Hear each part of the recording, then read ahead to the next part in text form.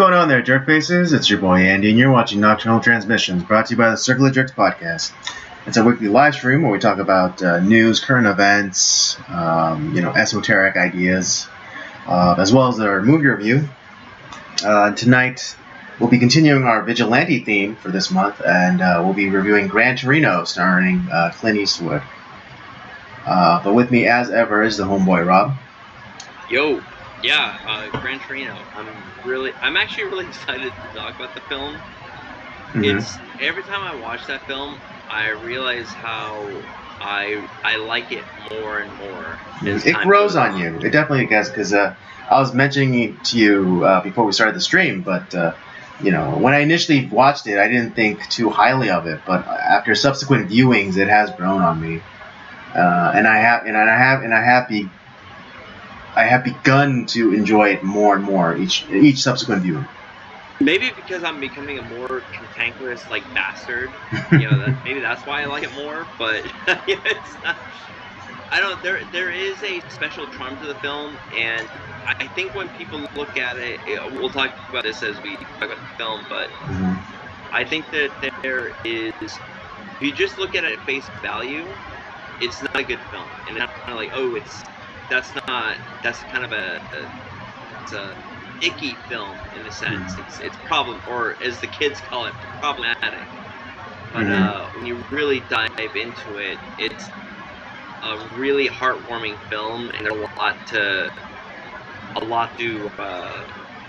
dive into. It's a pretty deep it's a pretty rich vein to extract principles and nuanced ideas. But since I've been reviewing movies now for going on 4 years at the least, since we started this particular segment in the live stream, and then also doing movie reviews on the main podcast, and learning more about Clint Eastwood, the director. He's a very particular kind of director, and he puts out what he gets the most out of his actors. I think and actually I think this will be a fun opening segment, because this would be a fun question for you too. But when it comes to Clint Eastwood, what I've found about him in his directing is he requires his actors and of himself is you are gonna rehearse and prepare before you leave and start the film, because you're gonna get two takes right. But other things. But what else I've learned is he's definitely more of a collaborative director, where it's his vision, but he leaves the details to the actors. So I saw an interview with Saul, what's his name, Rubinek, or he's been in a lot of stuff. If you look them up, you know who I'm talking about. But there was an interview with him, and he was recounting working on Unforgiven. Yeah. You've seen Unforgiven. He's the journalist guy. Yeah. From New York. Yeah. So he was recounting that story, and he was recounting that story, asking Clint about his character and about motivation. It's and Clint Eastwood just told him you figure it out. You figure it out, kid.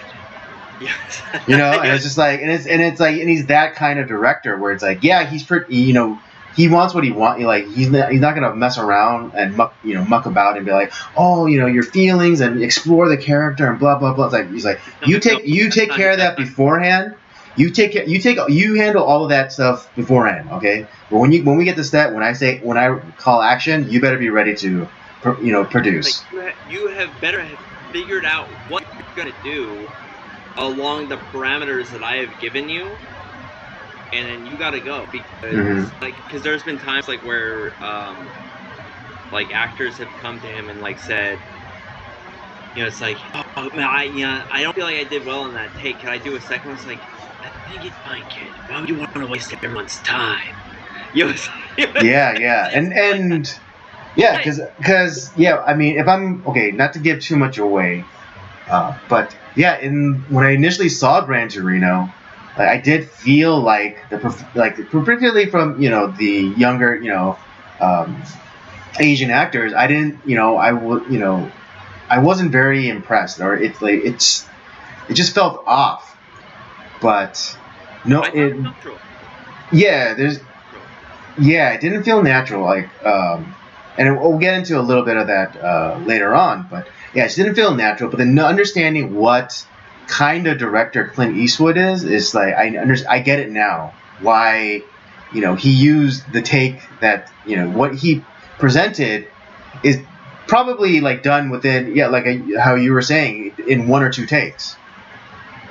Yeah, and he does, when it comes to like younger actors, when it's like their first or like second movie, he does like, because I remember hearing an interview with, I forget who it was. I want to say it was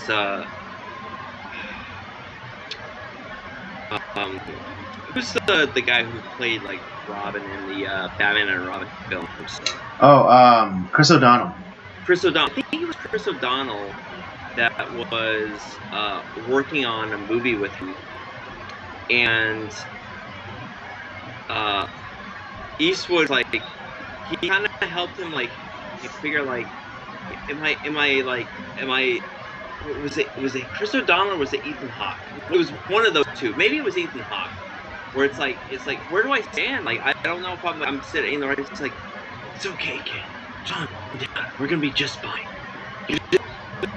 Markers down here. You just stand on those markers and you deliver those lines that I gave you. It's kind of like stuff like that where it's like, and it's like, okay, it's like it's stuff like that where like he is kind of a calming influence. Like, as long as you're prepared and ready to go, because he's kind of old school like that. Because most of the actors of like his era, it's like you kind of knew your lines and you just delivered the lines, and you there was a vision that was given by the director. You knew what that vision was, and you just had to do your thing. There wasn't, it's not this like it wasn't like the touchy-feely like, oh, let's explore this character in like 50 takes to see what we can get. It's just like, no, you figure it out. The day of, you execute, or you're fired. Yeah, like Paul Newman would have driven Clint Eastwood crazy. Because he's part of that method school. Yeah, Stanley Kubrick would have driven Clint Eastwood bonkers. Yeah, it's like there's a few of those like collaborations that would just never have worked. It's like from either actor or actor. Clint Eastwood is the director. Like, it was just deliver the goddamn lines. Yeah, no, absolutely. But let's not get too far down this rabbit trail. And leave a little something for the review. So yeah, let's do just a quick catch up, so we can get into topics of discussion. I'm just gonna go first because it's pretty big news, and that it's a bit of an end of an era because my church is no longer doing the mobile showers on Wednesday. And it's not anything on our end. It's more on the end of the San Fernando Rescue Mission, which we've been partnering with these last 3 years. They're having. It seems like they're having a staffing shortage, and so the guy that has been driving the truck out to our location, like he got a promotion, but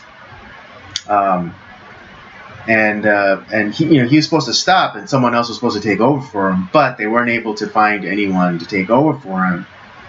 And also because our particular site, the attendance has been low. What is it? Because the attendance, well, not low, but it hasn't got up to the numbers that other sites have done, like it's kind of like the least producing gets cut first, and that's pretty much the situation for that. So yeah, my church will no longer be. I mean, at least for the immediate future, we won't be doing the mobile shower anymore.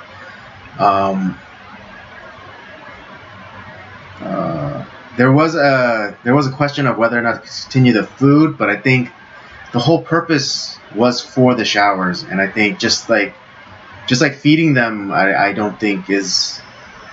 I mean, it's beneficial, but getting access to food isn't as a big an issue as is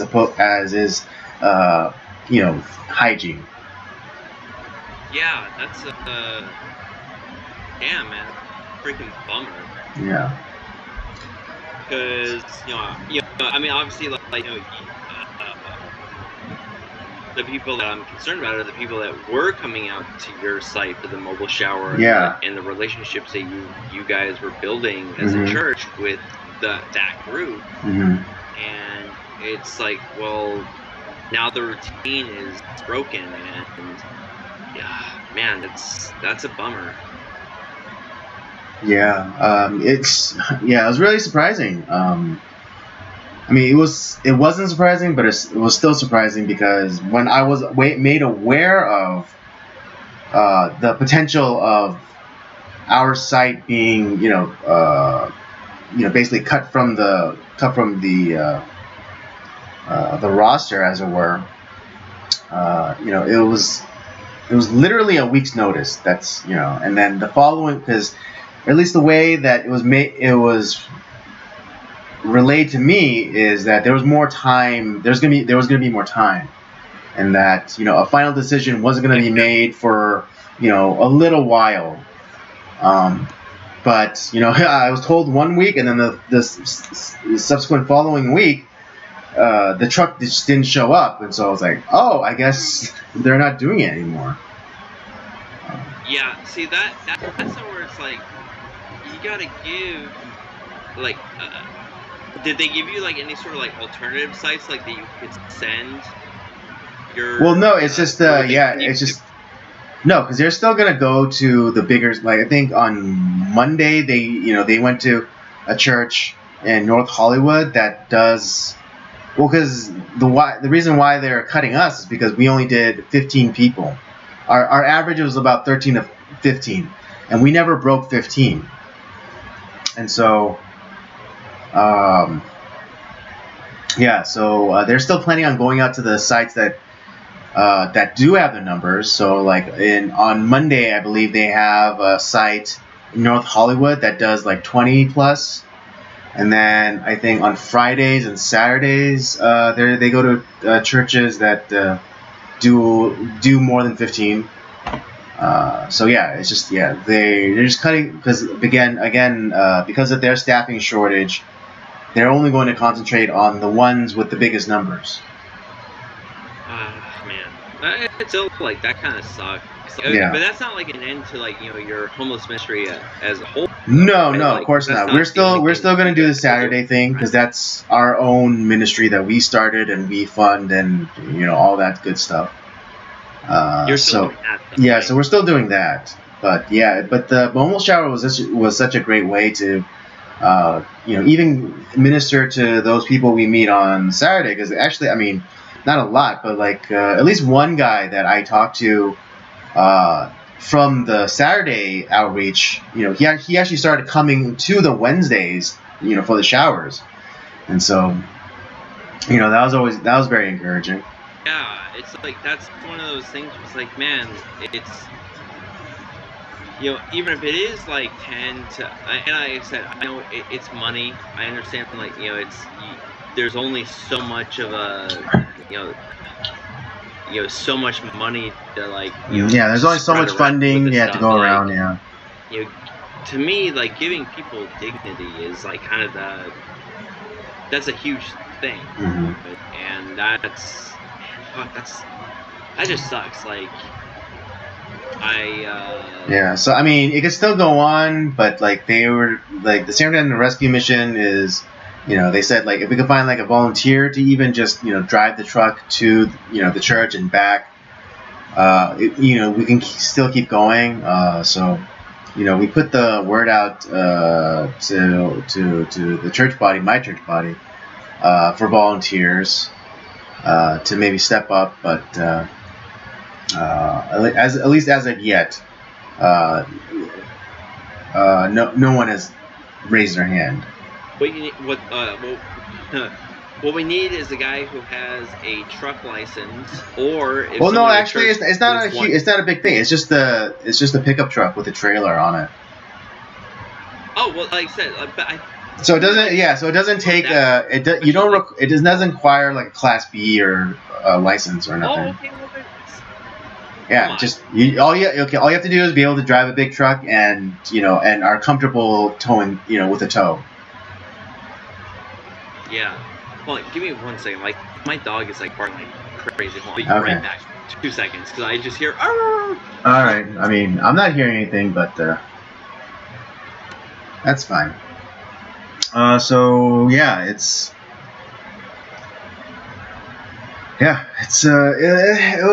hit. It was a bit of a shock to the system for me. Because I've been doing it for at least 3 years. And initially, I wasn't even, I wasn't even very involved. It was, it took someone else had begun it, and then, I eventually started coming out because I had I had a lot of free time, working for myself and everything. I made my own schedule, and so, and I just started off with just, interacting with the guests, talking to them, interacting with them, praying with them, constantly, encouraging them, and then I started and then I filled in 1 week for one of the guys that that made the breakfast, and then I started doing that, and then eventually it became more and more put up, I mean, I don't mean to make this sound, I don't mean to say this in a complaining way, but then it eventually came, more or less my responsibility, and I became like the head of this ministry, and I did have help, and it was good, but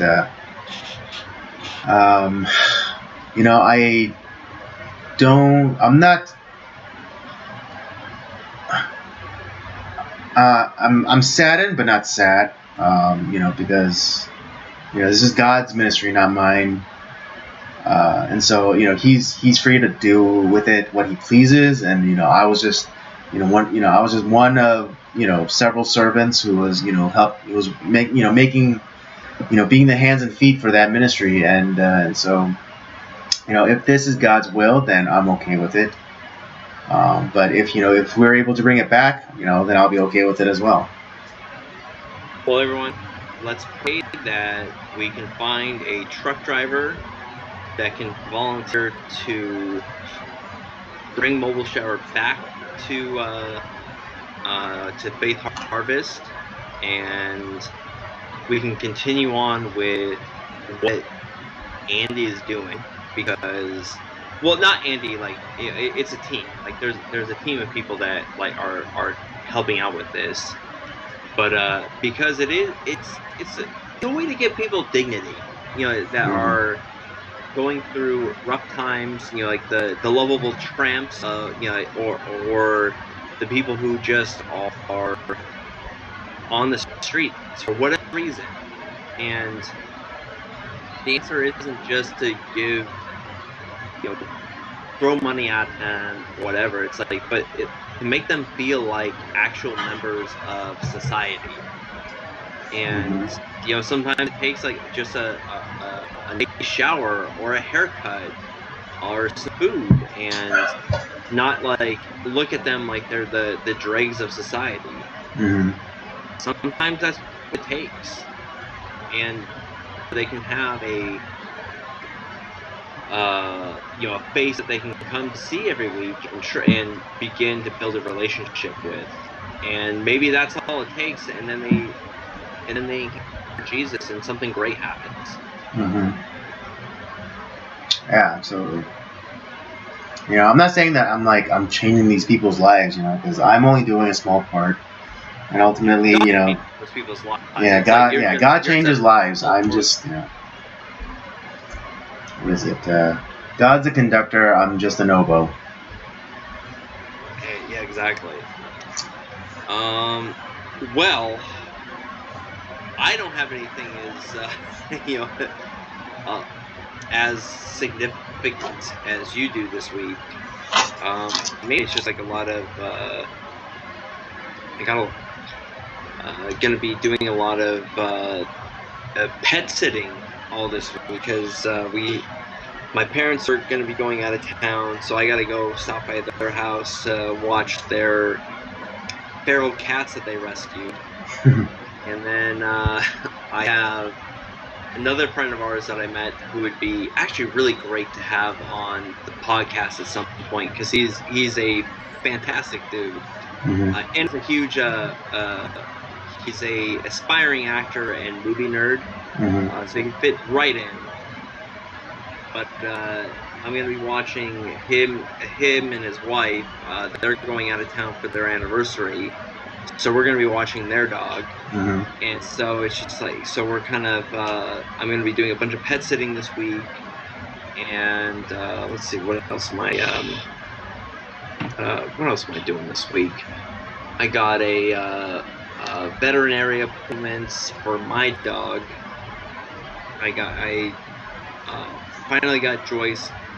Now she has a primary care doctor, like for checkups and stuff, which is a pain in the ass to get. Mm-hmm. And I got. Well, I consider this is fun for me, so it's just it's a little bit less sleep today, but that's okay. It's I enjoy doing the live stream, and then I got another movie review for another project that I'm doing going on later this week. So that's kind of like what and obviously I'm working all for the most part. And what else did I do this week other than that? I got some with church, we got some stuff going on. We're kind of I got a church event that we're going to on Friday. So once again, I'm pretty much not going to sleep on Friday, which I don't know how I'm going to deal with that. But we've been meeting some new people at church and starting to get, kind of getting connected into the community at our church. We're starting up small groups this next month. There's a thing that we're going to be doing. My wife and I are going to be doing, so that'll be interesting. I'm kind of looking forward to it. And other than that, movie-wise, I've been, I saw that The Equalizer 3 is coming out, so I was like, oh, you know what, I need to rewatch Equalizer, and I've never seen the second one, so I'm kind of curious. I might go check that out in theaters. And then, was it last week? The second one in theaters?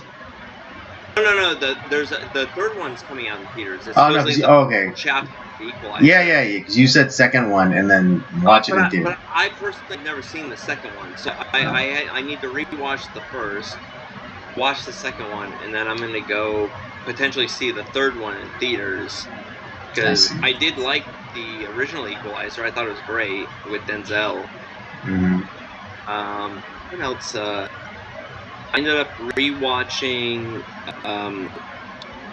Mission Impossible: Dead Reckoning Part 1 in theaters last week. It was on last Wednesday, and let me tell you, it's still awesome. I actually liked it more this time around, just because I was able to catch more of the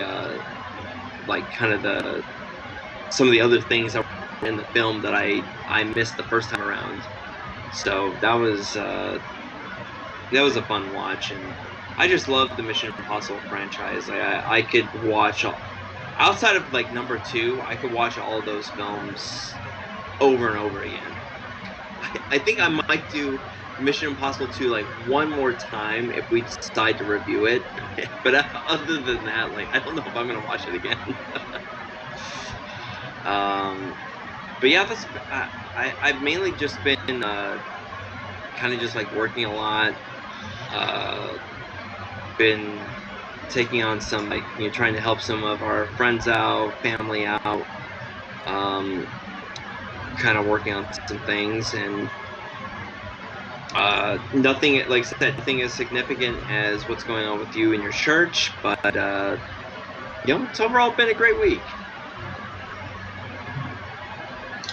Cool. Yeah, I mean, it's just, I mean, for my specific situation, I'm saddened but not sad. It's yeah, because again, it's not my ministry. It's all for God's glory. So if He wants to bring it back, He will. And if it, and who knows? Maybe this is a sign for me to move on. Whether that's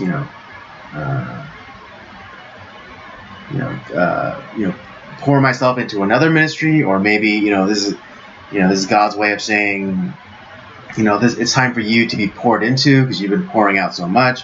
Or maybe this might be a judgment against me, saying that I wasn't doing the greatest job, with the ministry, and so He's taken it away from me. But either way, it's all in His control.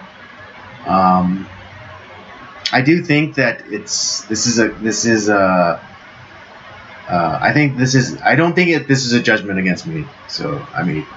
No, but I don't. But I don't know for sure. But it doesn't feel like a judgment against me, and it feels hopeful. Like this isn't like a terrible thing, this is God giving me an opportunity to do something else. That's how I feel. Yeah, even though I'm saddened by the ministry being suspended indefinitely. But ultimately, I think that this might be an opportunity for me. For what that opportunity may be is yet to be determined, but I sense that it is an opportunity.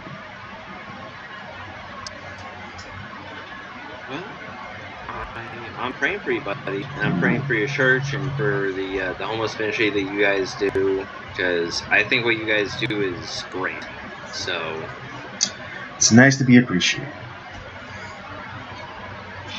All right. With that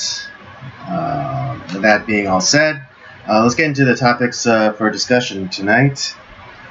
Where would you like to go first?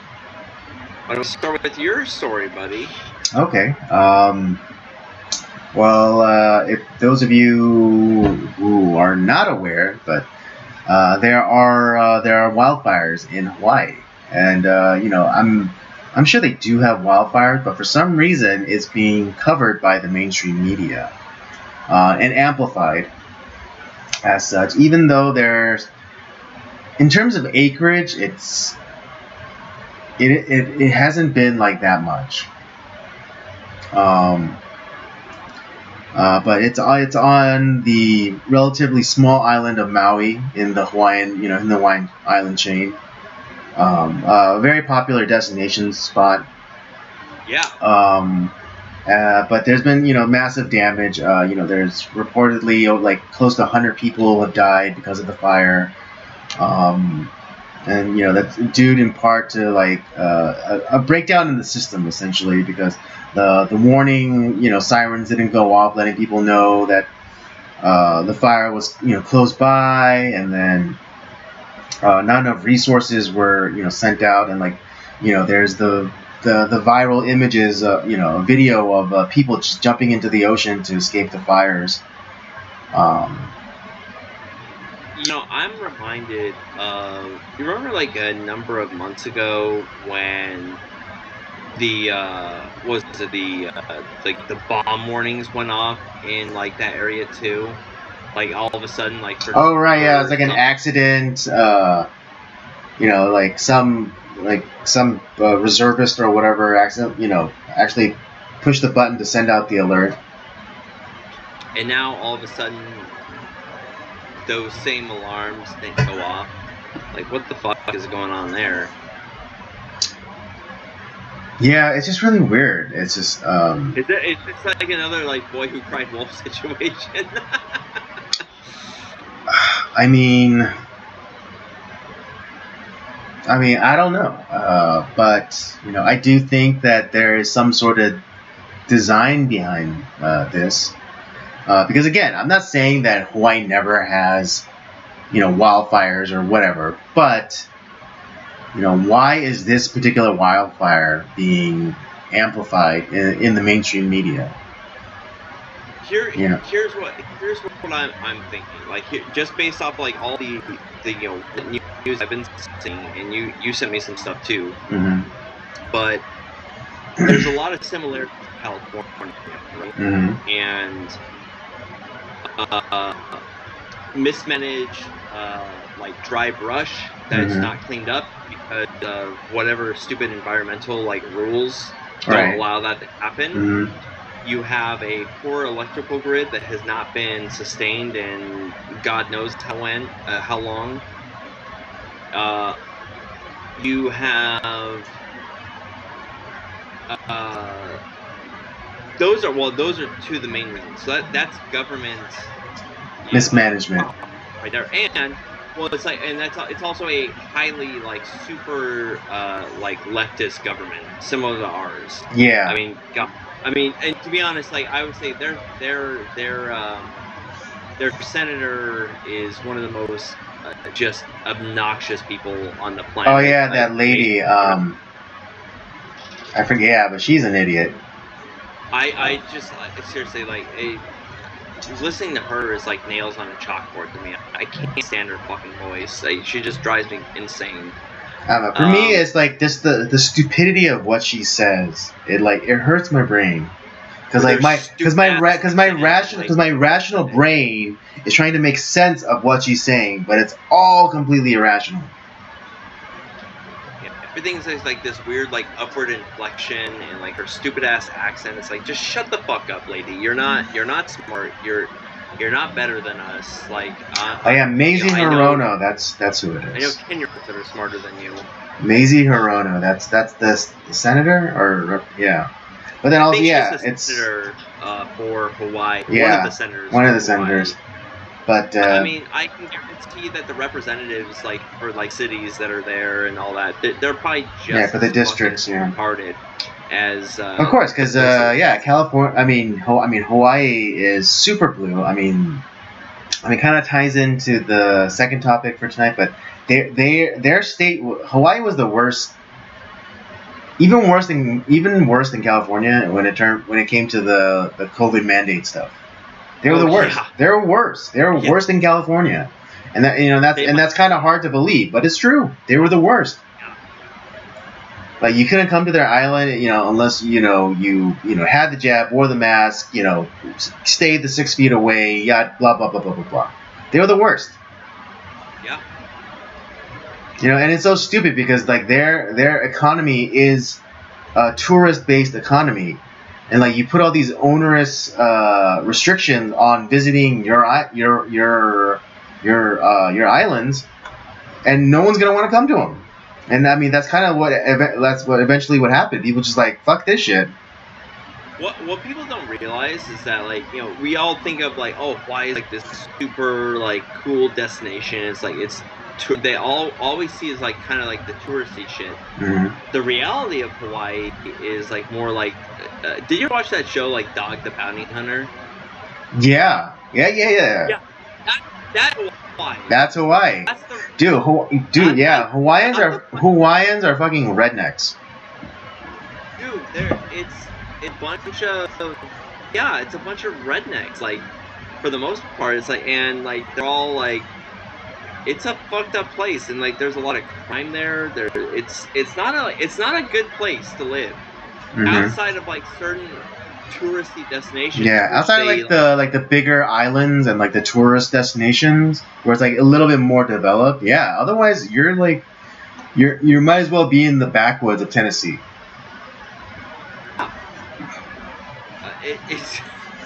It's not actually a nice place to be. Yeah. I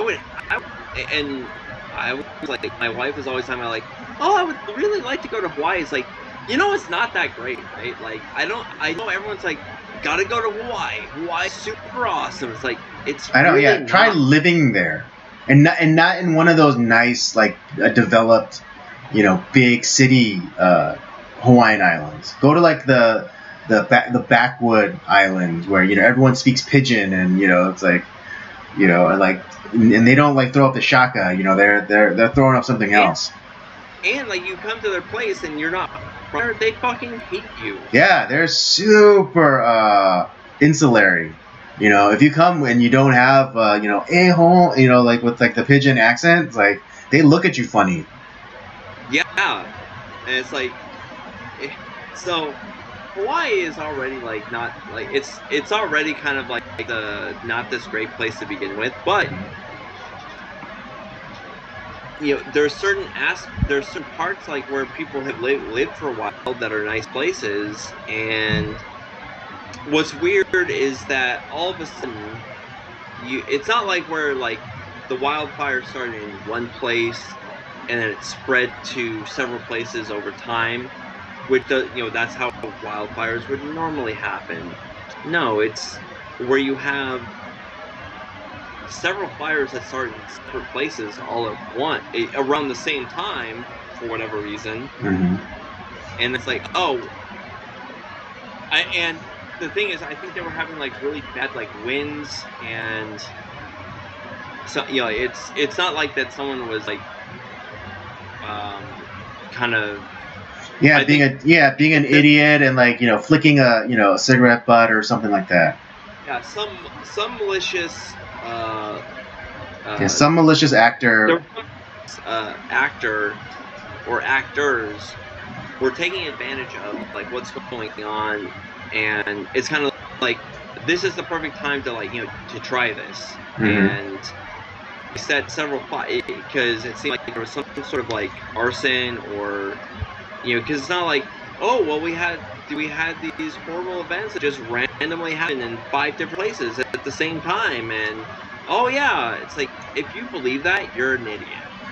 Right. It's kind of like the thinking. What was it like 3 or it was definitely before pandemic. But like 3 or 4 years ago when like there was all these wildfires that are happening, in relatively locally.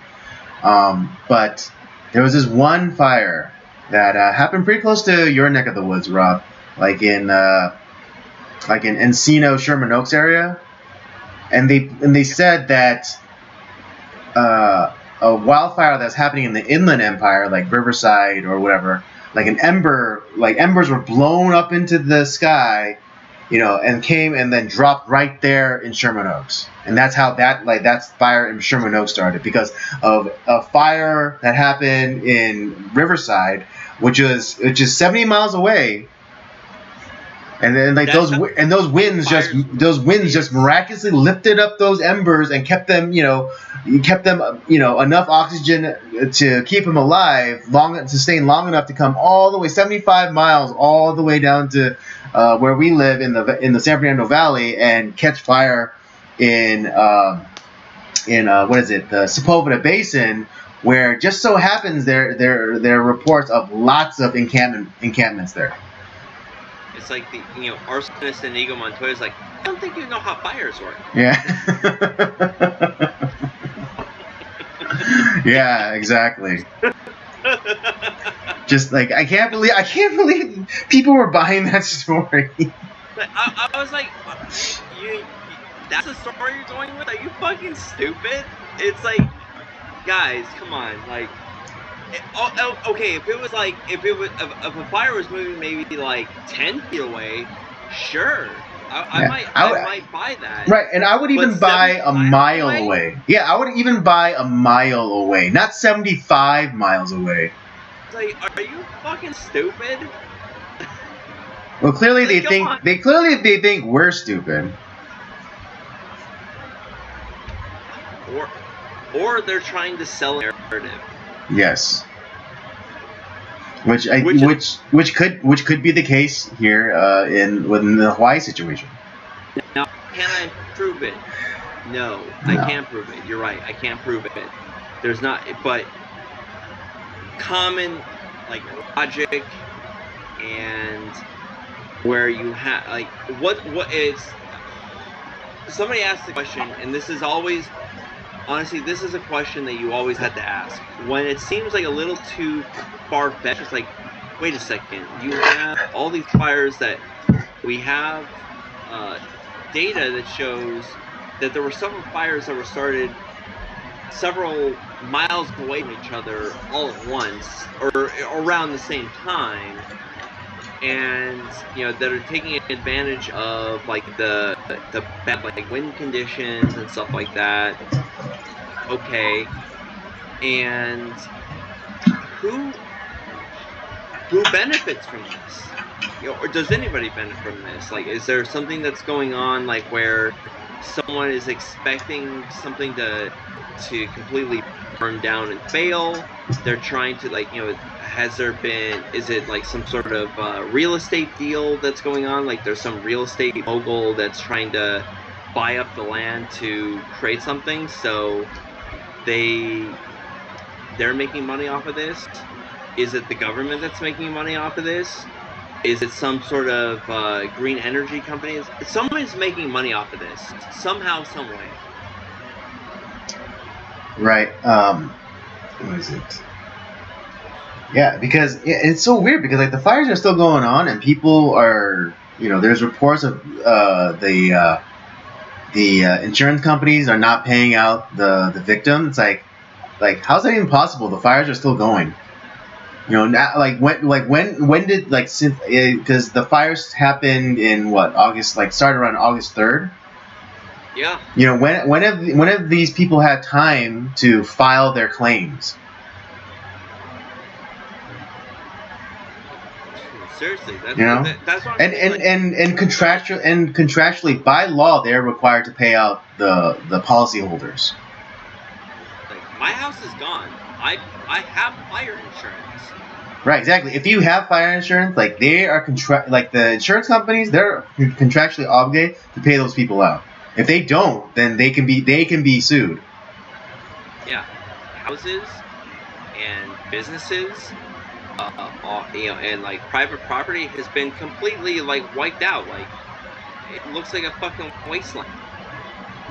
Yeah, although it's funny because today, Owen Benjamin, he did cover this in his live stream, and very similarly to the fires that happened in Australia a couple of years ago. And there was that story of that one guy's house that survived the fires because he disobeyed the laws about clearing the grass around his house. Yeah, which is fucking smart. Yeah. So too, in Owen Benjamin's stream, he shared the viral photo of all these charred houses, but one lone house was untouched. Because someone was smart enough to not follow the stupid ass rules. Right, and dry brush and dried out trees that to be pruned or cleared out, as you should. Which is what has happened for centuries, and it's that. We always talk about climate change is making things worse. It's because things are getting hotter, and so it causes these crazy wildfires. No, it's you have no evidence of that. See, it's we need the nature untouched. It's no, we are as mankind. I'm not saying that we have been perfect at this, but there's been a lot of people who actually do care about nature. And the thing is, nature needs, just like a garden, it does need to be like, manicured and taken care of. You can't just leave it the fuck alone and expect things to be just fine. Right. Backing up a little bit. When Owen Benjamin, he showed that picture of that lone surviving house, he called it a Rorschach test because it reveals exactly how you see the world. Either you see that and you see that the house that survived as someone who complied with government, or you see it as someone who didn't comply with government. And so I'm pretty sure at this point it's probably somebody who didn't comply with government, and which is good. Right, but I mean but that's like the Rorschach test, because people are going to see that image and they're going to, and depending on how your worldview is, you're going to see you're going to see different things.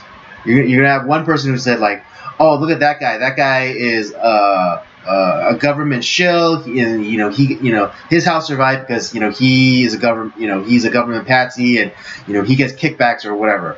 Or you see it as that guy did the right thing, going against government and taking care of his property the way he saw fit, not the way the government saw fit. Yeah. And what they're going to do is they're going to use that guy as a deflection of what the real problem is. Exactly. And they're going to make that the problem. Exactly. When it's like, no, he did nothing wrong. Mm-hmm. And it's just like,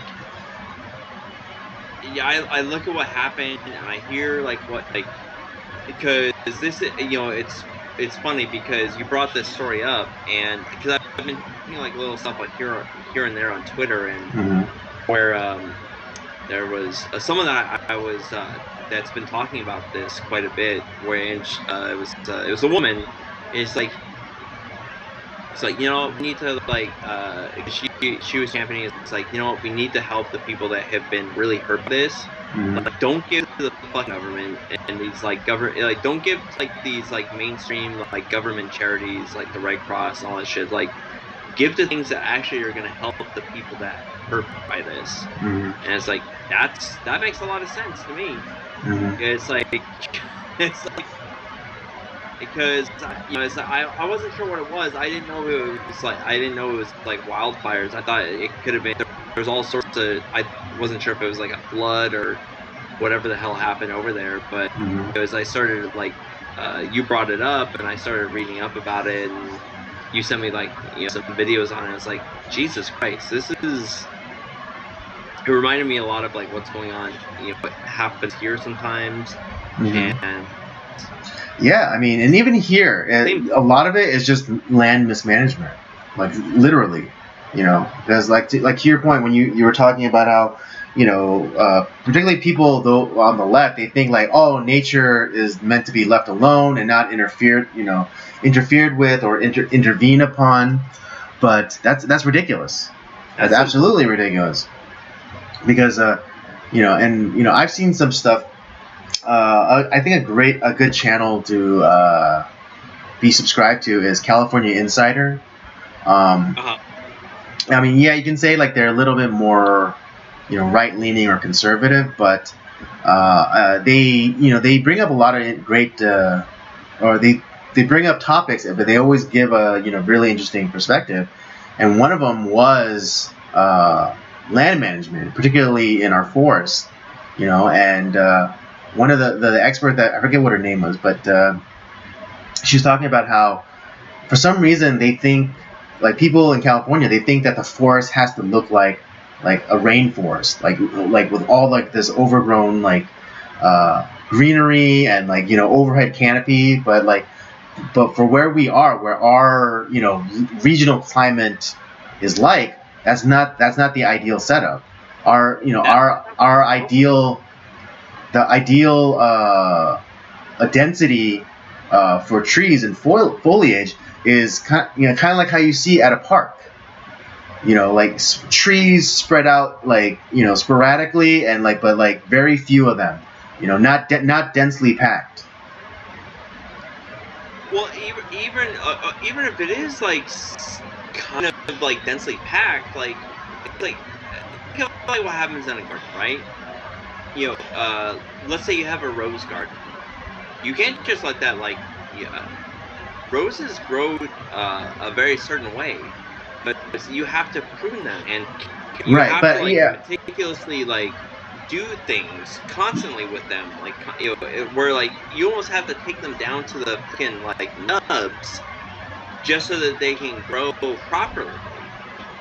Right. But I mean, but again, it goes to the idea of managing it properly, and because the idea that our forests have to look like rainforests in the Amazon is completely illogical and not fitting for our climate. I blame. First of all, I blame this on a couple of things. One, we have a generation that grew up on watching Captain Planet, which I did enjoy as a kid. But it's we're gonna clear cut the forest. It's like Texas Chainsaw Massacre on the fucking forest, and we're not gonna grow any more trees. It's that's not what. First of all, that's not what loggers are doing, because loggers get paid. If there's no more fucking forests, they don't get paid. It's a business. They need trees to cut down, so obviously they're gonna grow more trees, and they clear out all the dead bush and all that stuff. It's come on, you guys are fucking stupid if you think that loggers are just clear cutting forests so that there's nothing fucking left. They are obviously planting other trees instead of the ones that they're cutting down. It's so that they constantly have a business to come back to. Jesus, stupid ass. I fucking hate this. It's so dumb. The other thing that happens too is that we have government officials who have been lobbied by special interests, quote unquote, green energy companies, solar and wind. And so it's oh, we can't have this stuff. We can't have certain things. So we need to not disturb certain things, and it gives them incentive to create these issues. So see, this is global warming. This is environmental issues. That's why we need this other stuff. It's because of fossil fuels that this is happening. And of course, the people that are being paid off in our government who create the laws, they're not gonna say anything. They're just gonna, yeah, that's exactly what's happening. And you hear the same fucking thing from all these politicians and pundits and people who are being paid off by companies that they invest in. All I have to say is just follow the money. Follow, no one, or if you have the idealists, where the fuck do you get this idea from? Probably something from their childhood or from some dumbass teacher that said something when they were in the second grade, and it just lodged in their head. I mean, God, that's a whole nother topic that we could talk about another night. But all the dumbass lies that we've heard in school.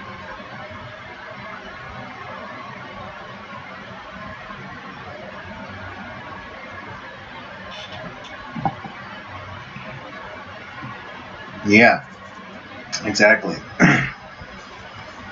So, even though I wasn't fully aware, I kept hearing about the fires in Maui, but I wasn't I didn't really look into it very much, and then more and more it's getting on my feed, and so I started looking, and then other some alternative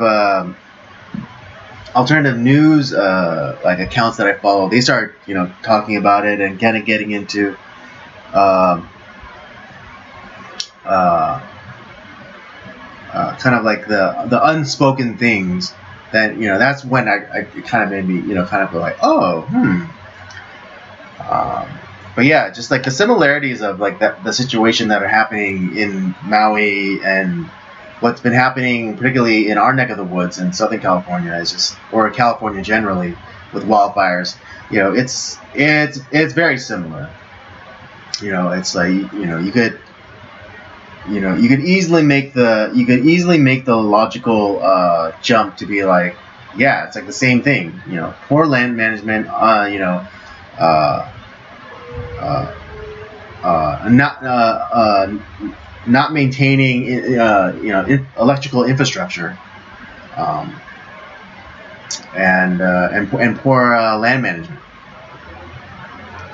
Yeah, it's like it's either that or which I'm probably more like leaning towards that. It's just like bad government policy that's allowed this horrible thing to happen, and because of that, you have government and the quote unquote private sector that is involved with the government.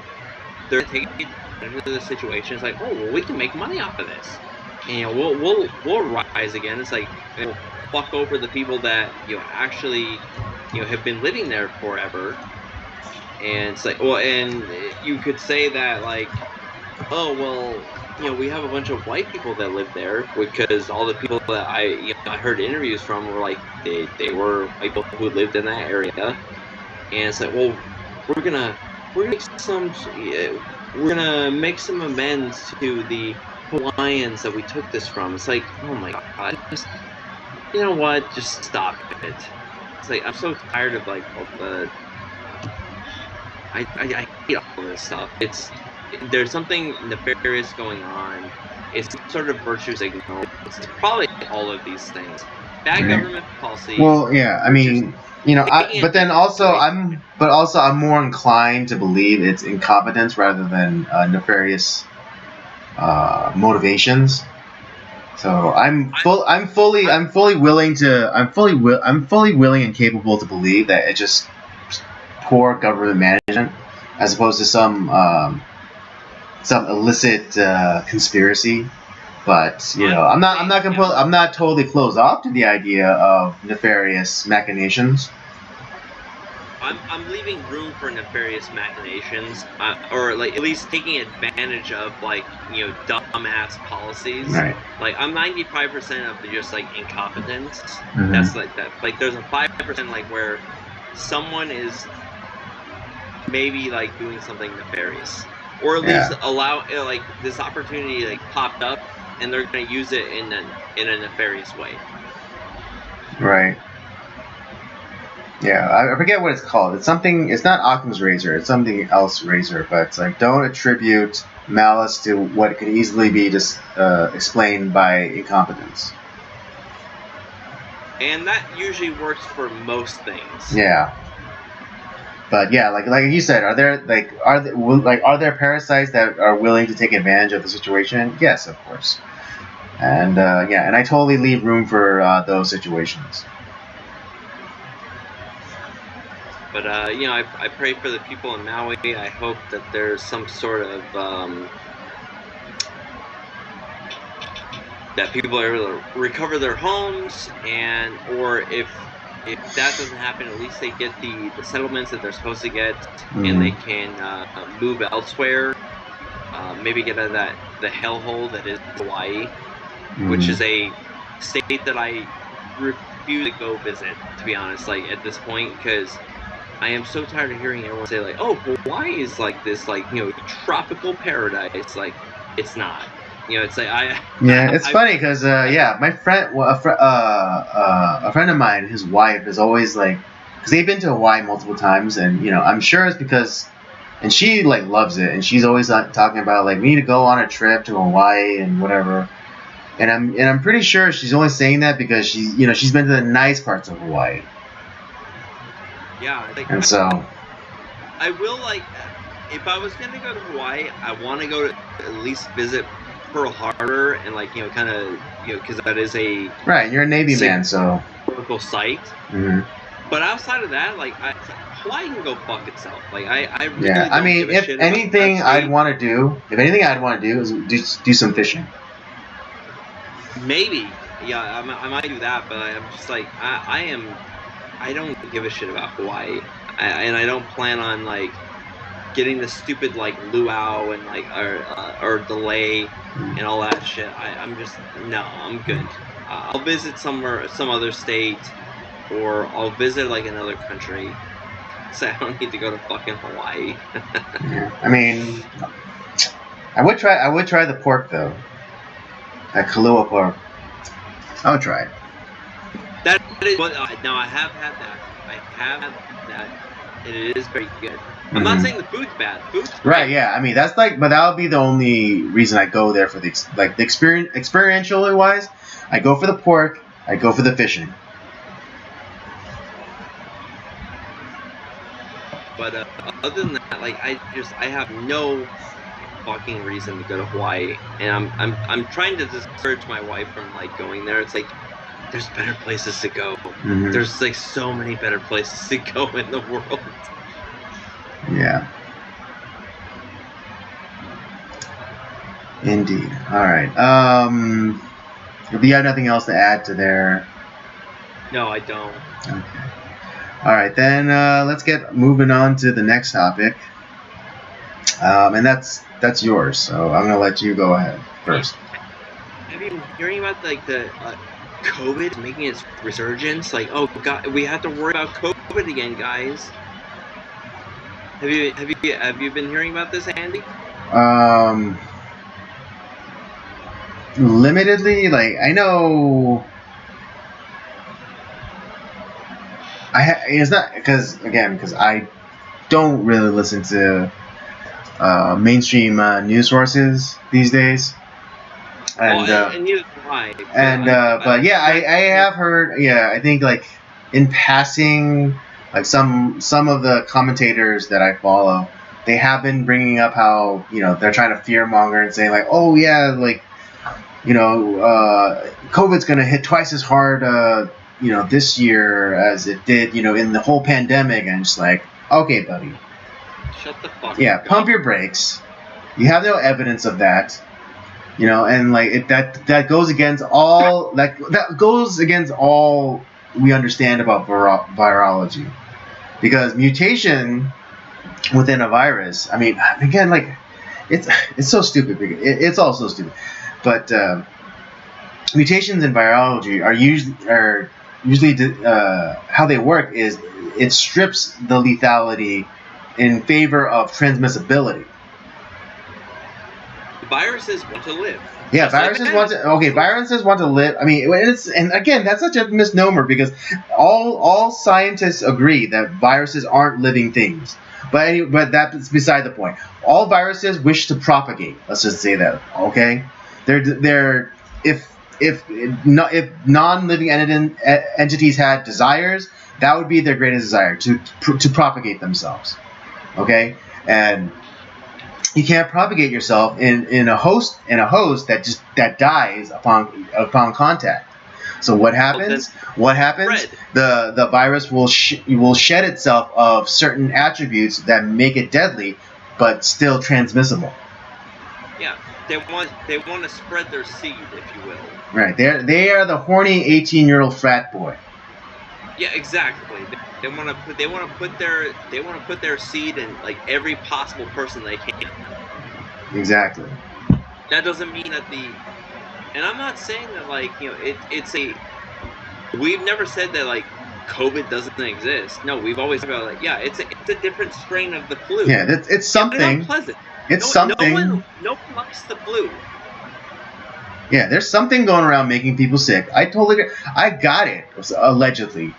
Okay, so I know that there was something going around making people sick. I fully admit that. But is it like this world-ending like death plague? No. And the people that died from it, and unfortunately, that is not the exclusive factor that killed them. Which they never highlighted in the mainstream media. That is the whole reason why somebody died. The reason why they died is like, oh well, they had these 3 or 4 other things that were like life-threatening.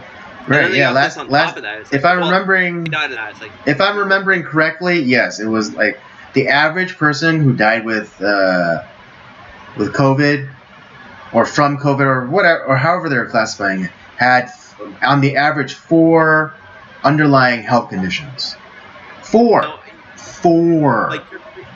Like just recently, because it's supposedly making its resurgence, but like there was a friend of mine who, an older friend of mine who, his wife died, just recently died. Now, she had been battling cancer for some time, and like what the news was that, like, oh, she died of COVID. It's because COVID hit her. It's like, well, you just said like she was battling cancer and like she'd been going through chemotherapy and all that stuff.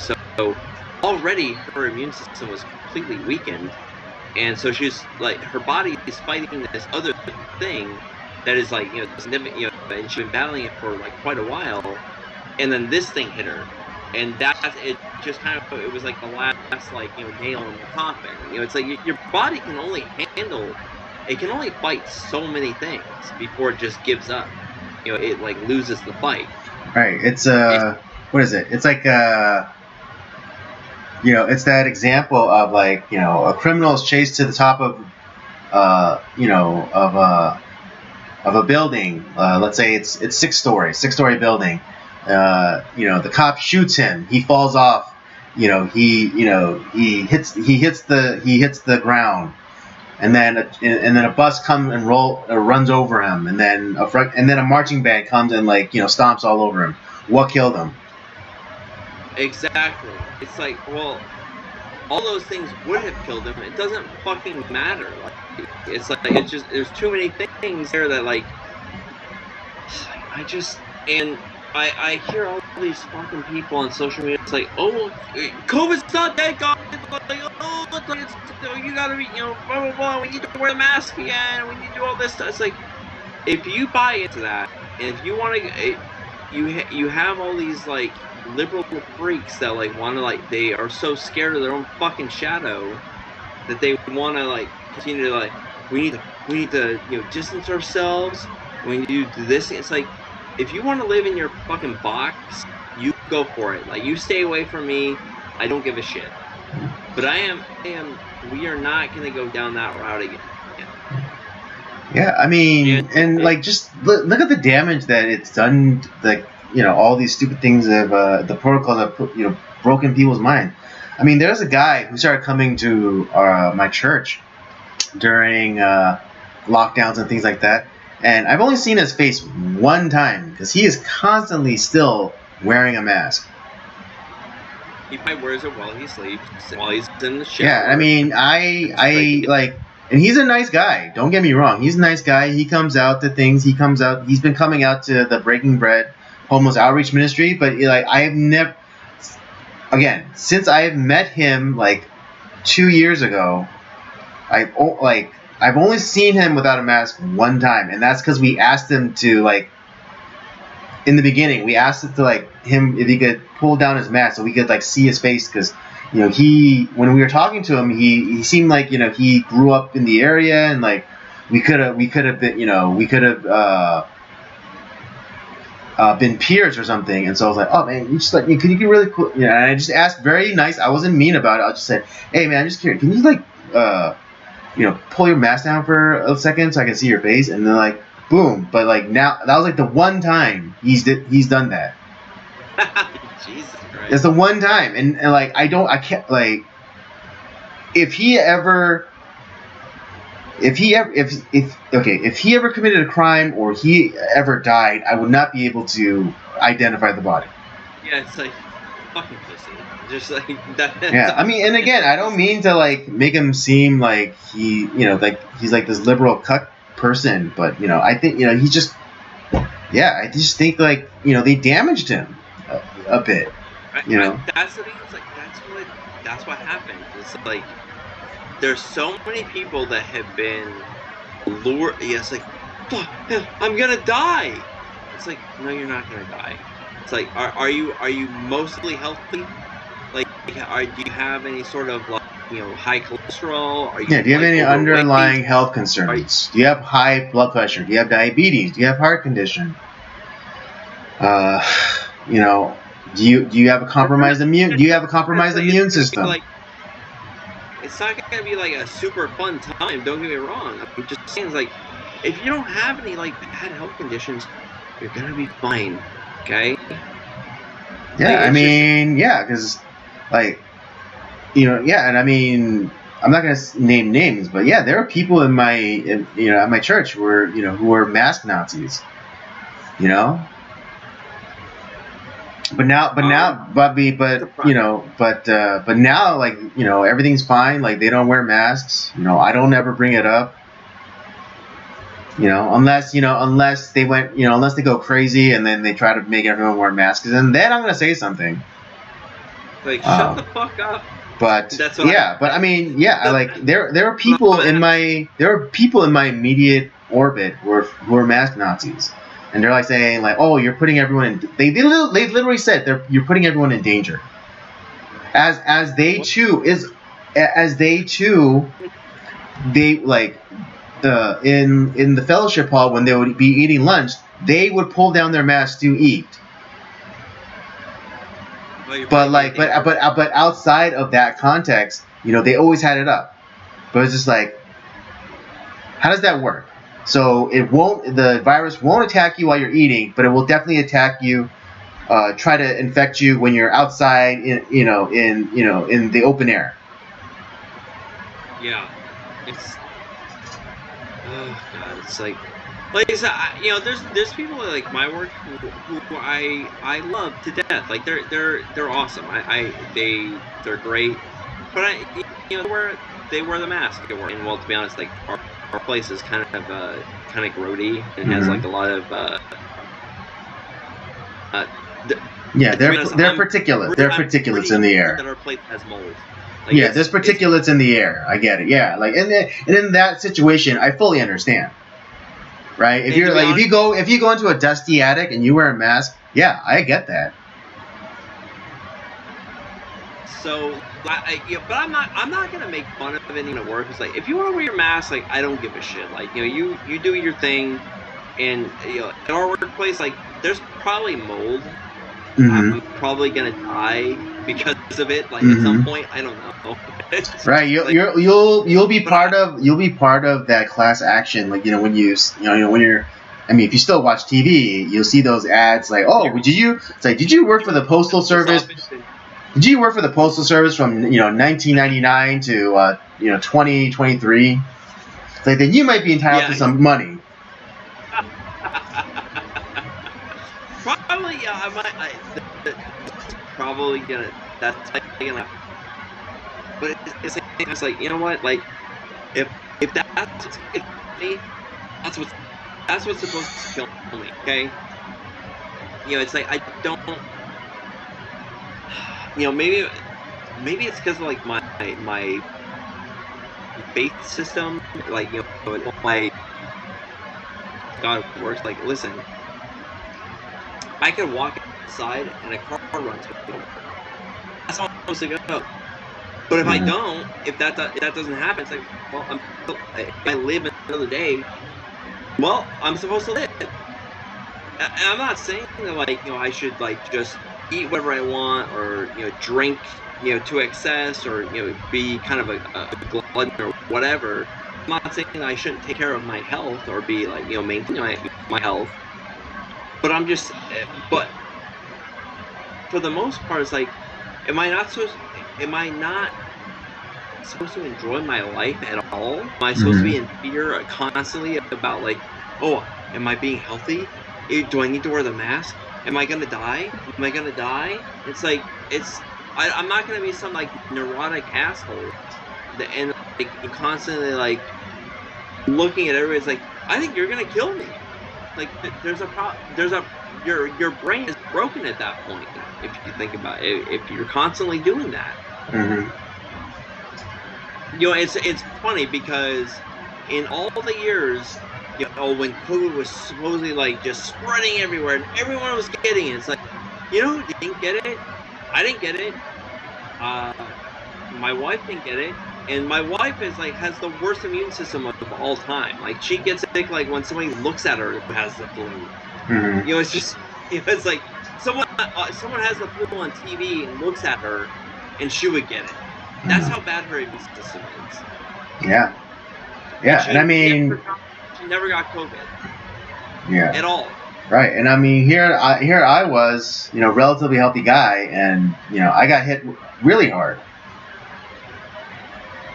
Yeah, and I'm not saying that doesn't mean that I don't think it exists.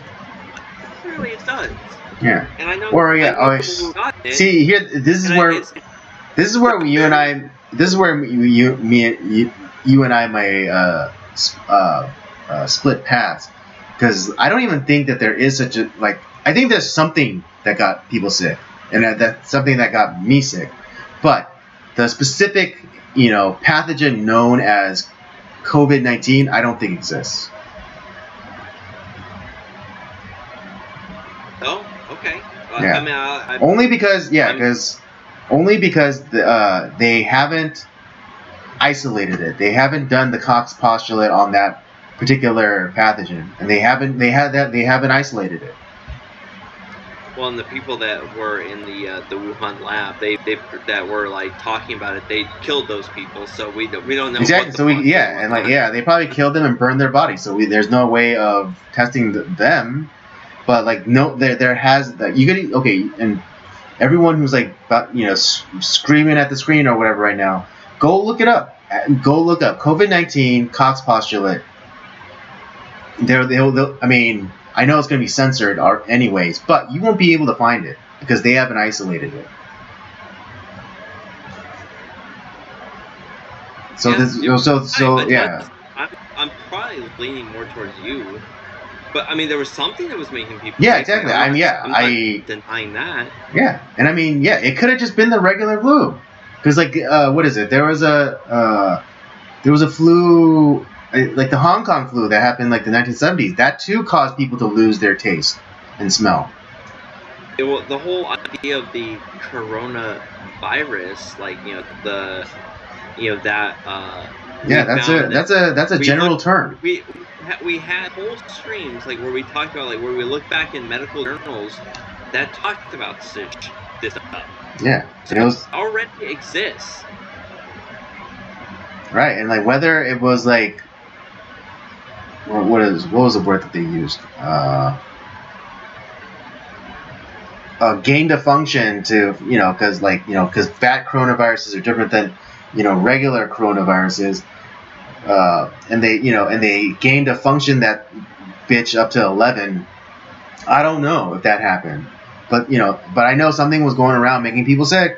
That's all I know. And I'm not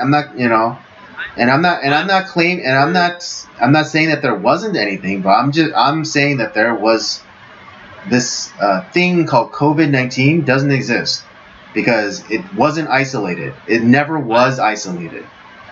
I will say this, similar to our last topic, follow the money. Guess who made a whole fuck ton of money off of this? There's a lot of big corporations, especially big pharmaceutical companies, who made a shit ton of money off of this. Mm-hmm. It just feels like a whole goddamn Mission Impossible 2 storyline to me. I mean, you're not wrong. It's and the fact is, that's been happening for some time now. Yeah, I mean, it was, dude, they were front running this for a long time. It was like Mission Impossible 2, freaking V for Vendetta. I need to rewatch that, to be honest. Yeah, because what was it after the North Spire party came into power, there was that alleged terrorist attack that would that killed all those children, at a school and at a park, and at train stations, and then in less than a year they had the cure. Yeah, sound familiar, y'all? Sound familiar? Just watch Mission Impossible 2 and just think about the world. Forget all the dumb action scenes in that film, but listen to the actual story of what's happening. Yeah, and I mean, and then yeah, and also, and yeah, rewatch V for the Vendetta because that's the political side of that storyline. I think it's on Showtime right now. I'm gonna have to watch that again. Yeah, it's a good movie. I haven't seen that since it came out in theaters. Mm-hmm. It's a good movie. I know. I like I said, I need to go.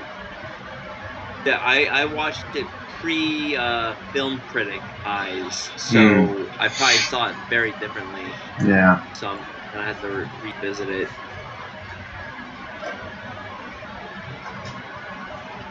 Yeah, I mean, it was acted very competently.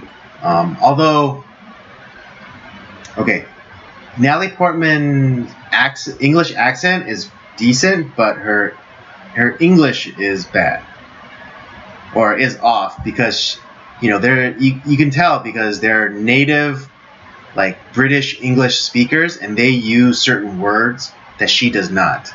Do you think that it would have been better? I mean, we're taking a little bit of a tangent here. Mm-hmm. Would it have been better had Keira Knightley been in that role instead of Natalie Portman?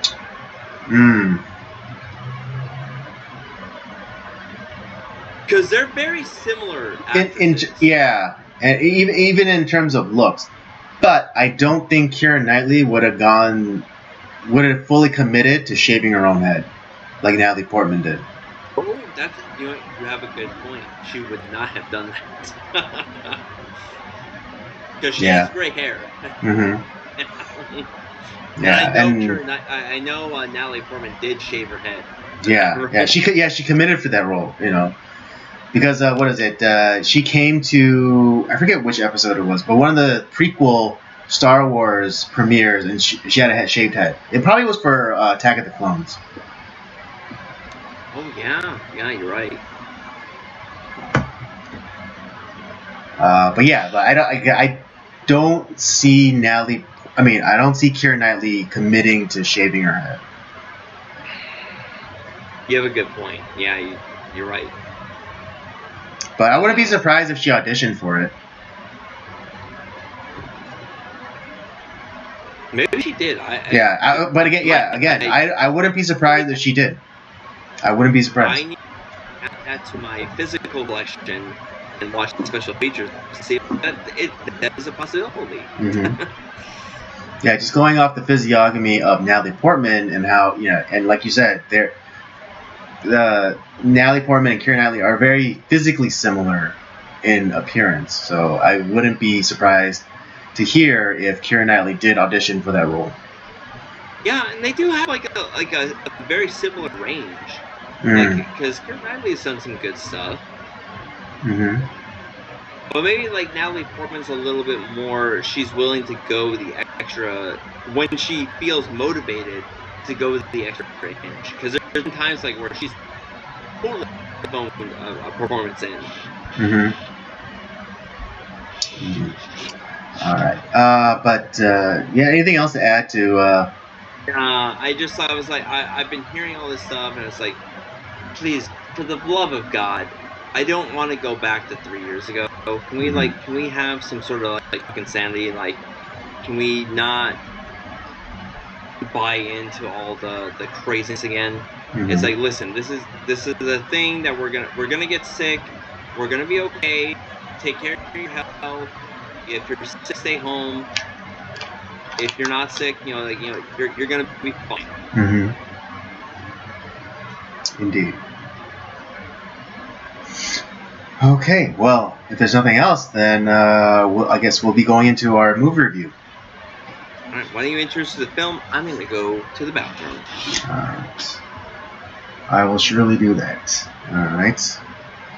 While Rob is away, I'll hit everyone with the synopsis. And just to remind y'all, tonight's movie review is Gran Torino from 2009. Starring Clint Eastwood. What is it? Clint Eastwood also directed this movie. So yeah, let me just hit y'all with the synopsis. Retired auto worker and Korean War vet Walt Kowalski feels emptiness in his life with beer and home repair. Despising the many Asian, Latino, and black families in his neighborhood, Walt becomes a reluctant hero when he stands up to the gangbangers who try to force an Asian teen to steal Walt's treasured car. An unlikely friendship develops between Walt and the teen as he learns he has more in common with his neighbors than he thought. Again, came out in 2009. Directed by Clint Eastwood, starring Clint Eastwood. What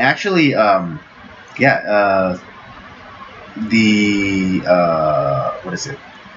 The soundtrack or the title song for the movie was written and composed by one of my favorite pop jazz artists, Jamie Cullum. Really? Okay, so bringing the trivia, Andy, like that's my thing. Yeah, well, I mean, like, I only know this one because again, it's one of my favorite pop jazz artists, and so I'm keenly aware. So like when and even at the end when Clint Eastwood is singing, that's the song that Jamie Cullum wrote. The title song. Right? Okay, I wasn't crazy with that. Like that is him singing. Yeah, that is him singing. Yeah, Gran Torino. That's the title of the song, as well as subsequently the title of the movie. Yeah, this movie is one of those where if you just look at it at face value, it's like I think a lot of people might look at this like, oh, it's just some racist old white guy. And that's the whole point. It's just like some racist old white guy who's trying to, protect the message. He's trying to hold on to like what's his, till the very end. It's like that is not what this film is about at all. In fact, you have Clint Eastwood's character in what the hell is his Walter Kowalski. Yeah, Walter Kowalski. He is a Korean veteran, so a Korean War veteran. Have a little bit of resentment towards any Asians. Mm-hmm. Like I completely understand that. Mm-hmm. So you have that, but like we start off the whole film. His wife has passed away. It's the funeral of his wife. Mm-hmm. So already, like the one person in his life who had softened him is dead. Mm-hmm. And we get a look at his kids and his grandkids and his family. Yeah. Pieces of shit. Like they're terrible. And mm-hmm. I can actually, it's funny. My grandmother just passed away. She was going to be 100. Mm-hmm. And when I think about like my family, I don't think about like, oh, what am I gonna get out of this? To be honest, if like my parents, like if they want to like just retire today, and they want to just like, you know what, we're gonna go off to wherever, and I want to buy this and I want to buy that, and they don't leave me with anything. Guess who doesn't give a shit? Me.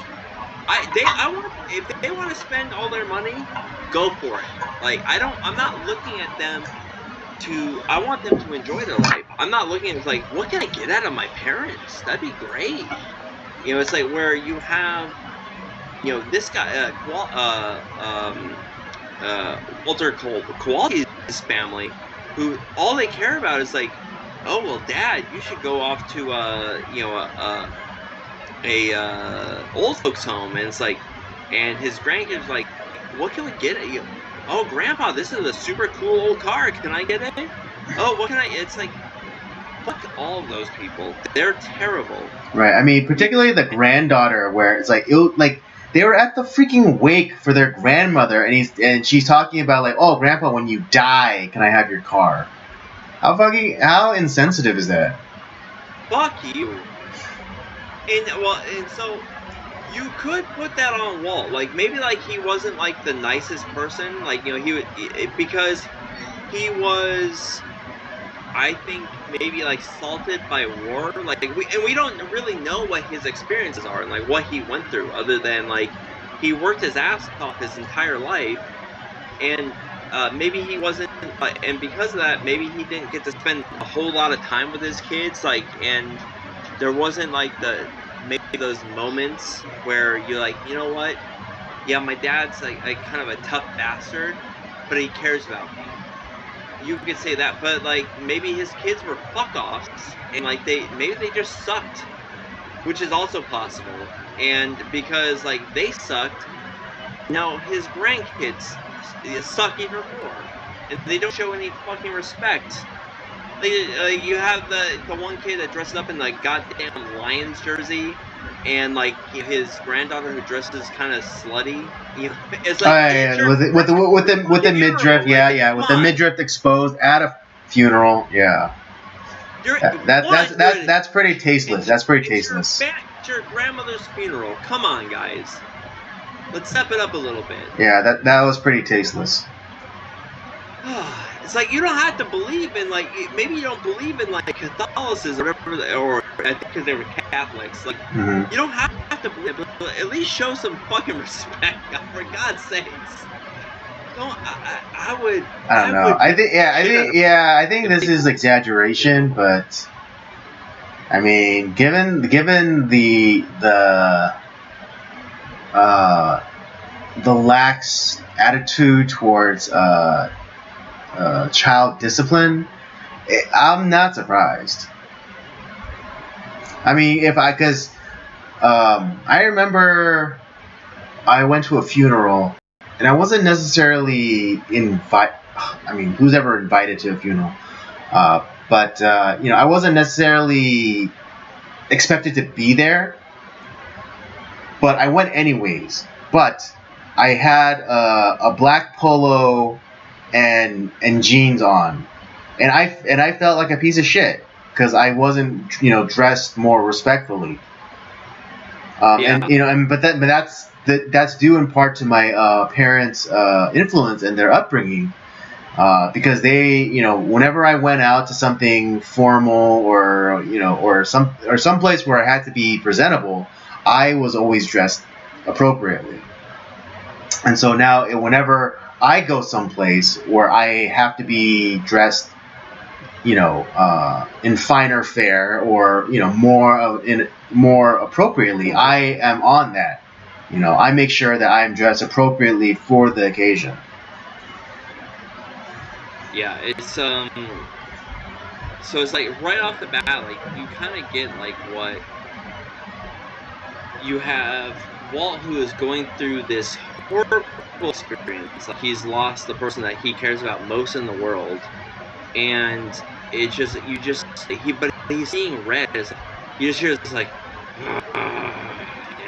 He's like his dog. He's just growling, like just like, what the fuck is wrong with these people? Like, what the fuck is wrong with them?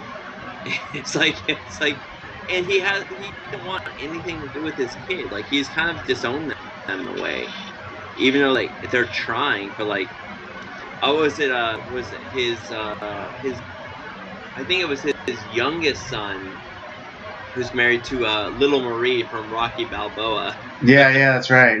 Yeah. I totally forgot about that. I just think it's like, hey, Little Marie. It's like, it's like, hey there, creepo. Get away from me, creepo. And like, I kept thinking that, but that's just me. No, it's just, I totally get where Walt's coming from, like why he's so cantankerous. It's like his family sucks. And like one thing that was good died, and then you have the priest who is this young kid. It's like, you know what? I give that guy a lot of credit because he does care. And Walt, and that I think this is where you learn a little bit about Walt, because if he's gonna give you shit, he's gonna talk. He's gonna say mean things about you, and that's just maybe that's a defensive mechanism about Walt. He's gonna come out. He's gonna say racist things. He's gonna say mean things, and if you cower, he's not gonna respond to you. Mm-hmm. Or if you just like, oh well, he doesn't want it. He doesn't, and his family cowers away. Doesn't want to talk to him. Mm-hmm. And they only talk to him like when they need something. Right. Yeah. His son, who just called him to get the hookup for Lions tickets. Yeah, fuck that. But the other people that he interacts with, the priest for one, the priest keep him back, and he takes all of Walt's shit. And it's like, I don't need to hear some advice from some 27-year-old virgin just fresh out of seminary. Get out of here. And it's like, but he keeps coming back, and like he's like, listen, I made a promise to your wife that I would look after you. So you're either gonna like have to do it with me, or I'm gonna force myself into your life. And he fuck off. He did that. Like he kept his word. He was a man of his word. He's a man of his word. Yeah. But the other thing about the film too, because this is set in Detroit, which is not a great place. It's a shithole. It's a third. It's essentially a third world country. Yeah, and now Walt was there before. Yeah, and I mean, and in that part, like, I understand why he has such disdain or animosity towards the new immigrant population that's moving in, because, like, you know, they're coming in, but they're not, you know, because his house is the best kept on the entire block. Yeah. But all the other house, like it was like the where Tao like is his next door neighbor, like the neighbor that used to live there. You know, he makes that comment. It's like, I forget what the neighbor's name was, but it's like, it's like, look what they're doing to your lawn. You know, it's like, because like it's like their yards are generally, you know, unkempt, and like the state of the houses themselves are like pretty dilapidated and falling apart. And they come in and they move in, sure, but like they don't make an attempt to improve or maintain or repair. So in that case, in that slight sliver of an instance, I understand Walt's like anger. Yeah, I was thinking like, because Walt, we find out he's a Korean War veteran. And I was thinking, it's like, you know who would be like best friends with Walt is our main character from the Steel Helmet. I think those two would have been great friends. Yeah. Zach, Sergeant Zach? Yeah, Sergeant Zach. I think those two would have been great friends. Who knows? In a different cinematic universe, they might have been on. You know, they might have been on the same squad. They would have been on the same squad. They would have ended up neighbors and like, the same like. Right. Yeah, working at the same Ford plant. Yeah, it's like, you know, maybe that's a movie to make. You know. Maybe. Yeah, The Adventures of Walt Kowalski and Sergeant Zach. But no,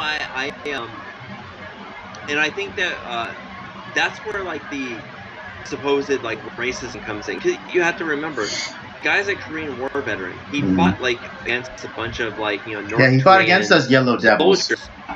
And it's like, you know, a lot of those guys probably killed his closest friends, you know, people he was really close with.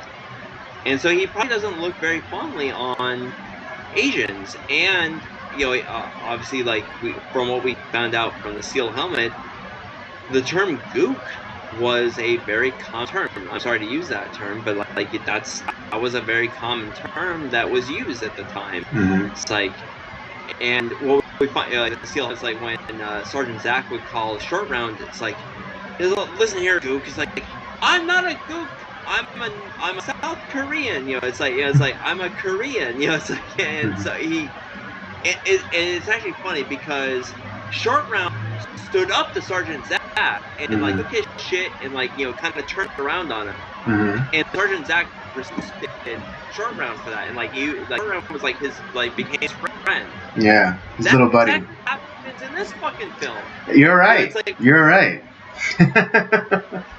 It's like it's the Steel Helmet and Gran Torino are like very closely aligned in my opinion. Because the Hmong family that moves in like next to Walt, it's like oh, this goddamn zipperheads, it's like, get off my lawn, goddamn it. It's like he's like he doesn't like them, but then he ends up liking that family because one, they took his shit and it's like, and like especially Sue, who was the daughter or the older sister, and like kind of just flipped it around on him. And it's like, I'm not gonna. I hear what you're saying, but like, fuck you, Walt. I'm gonna turn. It's like, I'm not gonna take your shit. And like, and it's like he respected that. It's like, okay, all right. It's like I like this. It's okay. It's like, and he started to learn to like see them as people. As people, and so you can see Walt as like a racist, like evil guy, but he's not evil at all. Like I think he is hardened by like things that he is. Right, he's a product of his generation. Of his generation. But that doesn't mean that he's not willing to change. Based off of like what happened, like based off of like new knowledge. And it's funny, like when it came to when I watched this film, I also remember because I had to help wife out a lot, like with her English courses, like when she was going to college. And there was this one book that we had to read, that she had to read, that like was talking about like, oh, we need to care about the Hmong people and like what they've gone through and their culture. Is like, and like when I was reading this book, because I ended up having to read the book, like kind of be the DVD commentary for my life. I was like, God, this culture fucking sucks. It's like I'm sorry, like their culture is terrible. It's not a great culture, and they're stubborn for like stubborn's sake, and like, oh, we believe in these certain things, and it's like I could see like I'm probably more like Walt's side. It's like, yeah, this culture is fucking stupid. It's like it's not. They believe in weird things, and like you just don't care. But no, I like that we have the factor of like this family that moves next door to Walt and kind of wins him over. But then you also have the because it's Detroit, and you have like hardened element of people who are like, there's a lot of gangs around, and Walt's sure he sees that too. And he sees like these like fucking punks that are trying to mess with Tao from next door, and like he's seeing like, oh, I just want to talk to my cousin, like, and they're trying to initiate him into this stupid ass gang, and it's like he ends up in a way like not does he protect Sue from like the black gangsters, but he ends up protecting Tao from the Hmong gangsters who are trying to get too.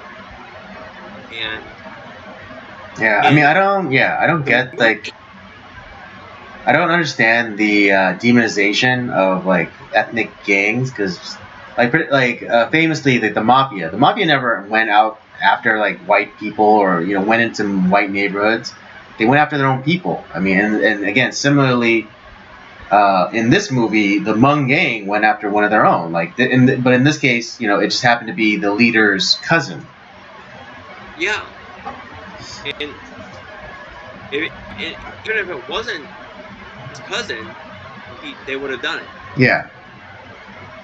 But what I did you realize that the white guy that Sue was with, that was Clint Eastwood's son, Scott Eastman? Was that What? Yeah. Was that his son? Yeah. Oh my god! I was like, he looks so familiar. I couldn't place it. I was like, Yeah. that is his fucking son. He goes to pussy. Yeah, exactly. Oh, that's fucking great. I didn't realize that was Scott Eastwood. That's fucking great. I know, when I realized that was his son and he called him a pussy, I was just, I just stopped the movie and I like died laughing. No, so I was already laughing because that's wait, fucking pussy. I was laughing because but then once you mentioned it's like that was his son, like, it's even funnier. It's even funnier. Oh man, that's fucking great. Yeah. No, but what I like about this movie is that I think a lot of people face on like just watching this like racist, old bastard, like he just kind of shout out racist things at people. That is not the purpose of this film. It is about an old man who has had a change of heart to his neighbors and like he's kind of like his own family doesn't respect him and doesn't care about him. He's adopted a new family who he respects, who is not of his own origin, and becomes a father figure to a kid who has no father figure. Mm-hmm. And that's what the movie is about. Like it's kind of like you have a family who is from yeah. I mean, yeah. It's about found family. It's about found family.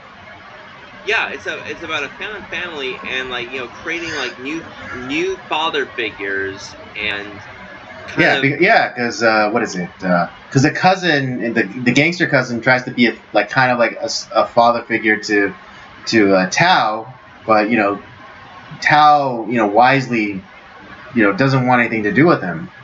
And he does his best to initially rebuff his cousin's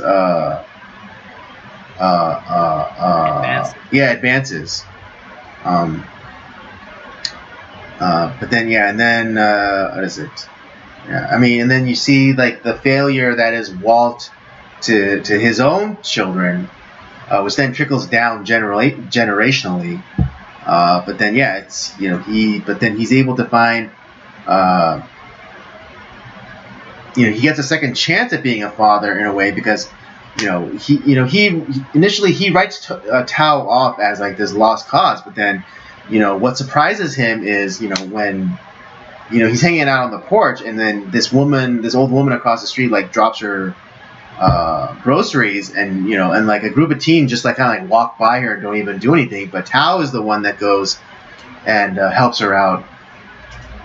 That's when he starts seeing like, oh, this guy is, this kid is not lost, as lost as I thought. You brought an interesting point. I'll ask this question. Like, do you think that the way that like Walt ends up like treating Tao, like the way that he kind of like, in a way takes him under his wing, do you think that he ever did that with his own kids?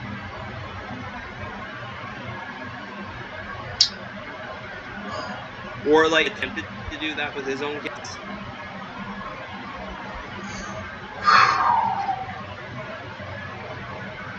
I'm gonna say that he tried because his bitterness seems like it comes from a place of rejection, as opposed to like his indifference towards his children. So do you think that his sons maybe like they were taken under Walt's wing, but then they chose to go like kind of like they took shortcuts and took like an easy path instead of like trying to do things the right way. Well, just given the time period, the what is it? Because they're baby the kids would be boomers, and they came up like in the '60s, and that in that time, it was all about cultural and societal revolution and like getting away from traditional values and that sort of thing. So yeah, I mean, because again, like his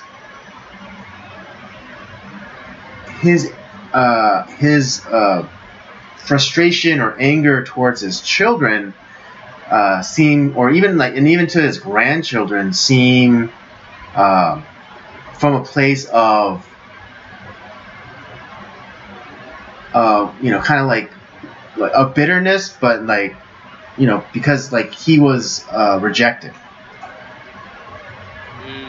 Okay.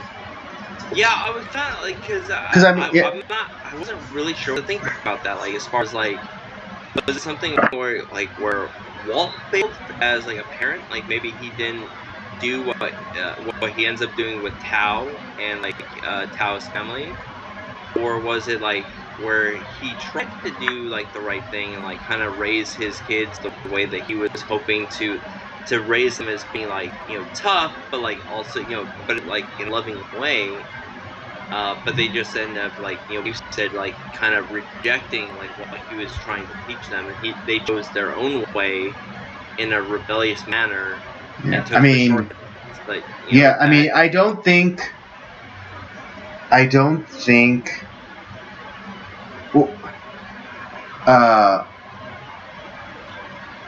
Walt might have tried to connect and teach his sons, but like because of like the traumas that he experienced, he just wasn't able to. He wasn't able to really connect as well as he may have wanted to, and because of his diminished capacity, he might have felt frustration, which then was then passed off to his own children in their own frustrations and resentment of their father. But then in later life, because Walt is is older, he's softened a bit, and he's able to approach the tutelage of young Tao, in a more gentle manner.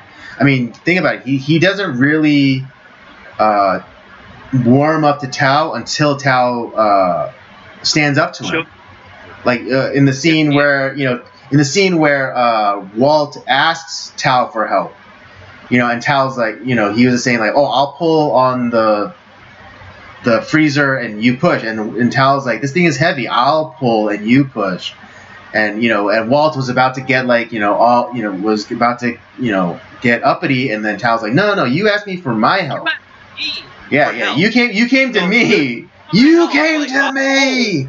But if you say no, I'm gonna get the fuck out of here. Yeah, exactly. And so it wasn't until that moment where Walt is like, okay, this kid might be worth a damn.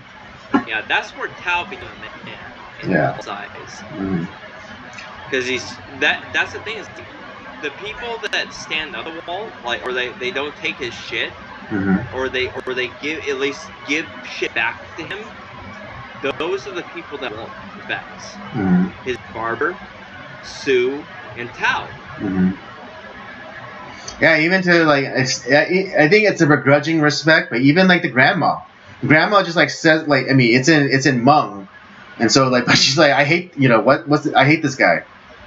Yeah. But yeah, and so Walt gives her like a begrudging respect.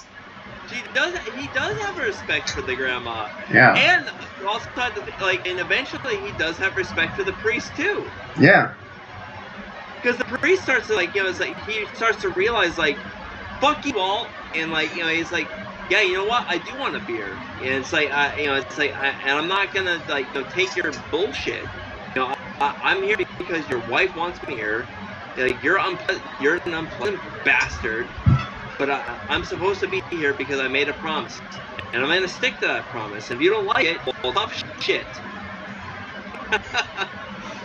And oh my god, it's just like I love all like the little interactions, you know, like whereas like and where Walt's changing, you have the his neighbors that are growing and like, you know, changing because of like the greatness of you know, like, you know, what Walt has been doing for them. And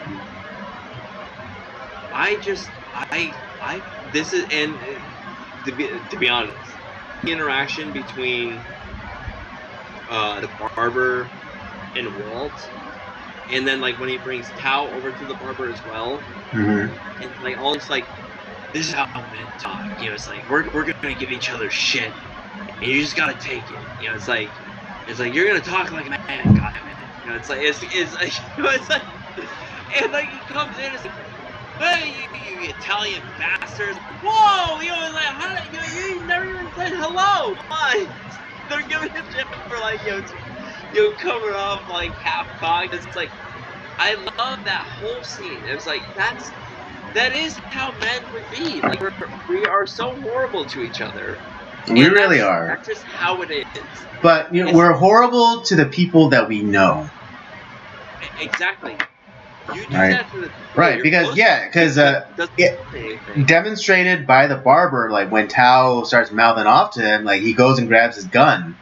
It's like because men, and this is what women do not understand, is that with men there is an inherent sense of danger that if you disrespect a man, then violence can ensue. Yeah, oh, exactly. Like and that's the one thing that women don't understand, because like they think that a woman thinks that she can mouth off to a man and there won't be any repercussions because she's a woman and she's not. And I mean, to an extent, they're correct. And like we're not, you know, men aren't supposed to hit women. But the reason why women think that they can mouth off to men is because there's no sense of a threat. If a woman is to be disrespectful to a man, when you have lifelong this is for men. When you have lifelong friendships, you know where the line is. Oh yeah. You go right up to that fucking line, and you'll right. bend the line. Yeah, and as men, we will poke our noses over that line, but we will never cross that line. Exactly. Like it's like you said, we'll bend that line, you know, but we'll never break that line. We'll poke our noses through. We'll get our toes as close to that edge as possible, but we will never cross it as men. You know, it's like you'll make a bunch of like, you know, white jokes, and I'll make a bunch of cripple jokes and Asian jokes, but we'll not like. But there's never to a point like where it's out of like hatred. Exactly. And like we know where the line is. Like, you know, like I know it's gonna piss you off, and you know it's gonna piss me off, but we're never gonna cross that line, because we also know that it's like, you know what, I'm gonna get a good shot to the nose if I cross that line. Exactly. So. Mm-hmm. Yeah, but I mean, it pays off. The tutelage does pay off, because then when he goes to interview for that construction job, you know, he's able to, you know, make a rapport with the foreman, and you know, gets the job. Yeah, that's what I was like. That was it's like you look at that scene, it's like, well, that's so unnecessary. That's like an unnecessary scene. It's like, no, it's not. It's a very necessary scene, because Tao has been learning from. Right. It shows Tao's progress. It shows Tao's progress and his growth. Exactly, and I love that scene. It was like he figured, it's like it's all bullshit, but it doesn't matter. That's the whole point. It's right, like, exactly. He found the cheat code. Bullshit conversation. That's what men do. Mm-hmm. Yeah, we bitch about our wives, we bitch about our cars, we bitch about, you know, people that you know that do us in the ass. That's part of the male experience. Yeah, you make a relationship out of that. Like, trust me, like I have a ton of relationships where it's like based off of like people that piss me off, or have fucked me over. It's like, yeah, fuck that guy. Yeah, he's a dick. It's like, I have a ton of relationships. Starting relationships, just bullshitting with people because we as men have all experienced that, so we can relate. And so it's like, oh, you got screwed over by a mechanic. I got screwed over by a mechanic. Oh, all mechanics suck, don't they? Yeah, let's be like, we're best friends now. We so are. It's just like in Step Brothers, where at first like they hated each other, but then once they found that common bond, they became best friends. Did we just become best friends? Yup. Oh, like I said, the more now that I'm talking about this movie, I love this movie even more because there's so much like there where it really is about a grown man who has been softened and like wanting. I think he has wanted to change and like have a relationship with a younger generation that he can have with his kids. You have Tao and Sue, who don't really have a father figure yet, are Tao needs toughening up, but like Sue is tough, and it's like, but they need like that kind of that protection, that father figure, and so there's this weird this is like all great stories, this is a redemption story. Alternatively, this could have been the title. This movie could have been titled "The Redemption of Walt Kowalski." Yeah. But so what I like about this film too, like the ending is so like wow. Because you're expecting like, okay, there's towards the end of the film. The gang that's been trying to Tao, his cousin, they're starting to shit with Tao, like they're trying to pin him up or whatever. He gets kind of beat up by them, has his tools broken or stolen from them, and they shoot up his house. Right. Because this is where the vigilante part of this movie begins. Because Walt, after they beat up Tao and take his stuff, he goes and persuades them to leave him alone by sticking a 45 in one of their faces, which then brings on escalation. In the form of a drive-by and at the house, and then also an attack on Sue. Yeah, they beat the shit out of her. And so you're thinking like, so like Kyle's like, we need to fucking attack these guys. Yeah, like he wants to mount up and knock some skulls. Yeah, and this is where the wisdom of Walt comes in, because it's like he's like, no, this is time where we need to think about what we're gonna do, and he's like kind of like it's like, no, we need to show respect. We need to think things through, which is not like how Walt has acted the entire fucking movie. Right. And this is Korean War Walt. He's thinking things like, no, we need to be calculated in what we do, because he knows that. They're only gonna have one shot at this. Right, and so when it's he ends up formulating a plan where it's like, and what we haven't talked about either is that Walt is also dying. He's dying of he got the terminal diagnosis. It's funny because there was a scene where he does try to reach out to his son, and maybe try to make amends, but the son just tries to hurry up and get off the phone with his dad. And I think that's when Walt decides that.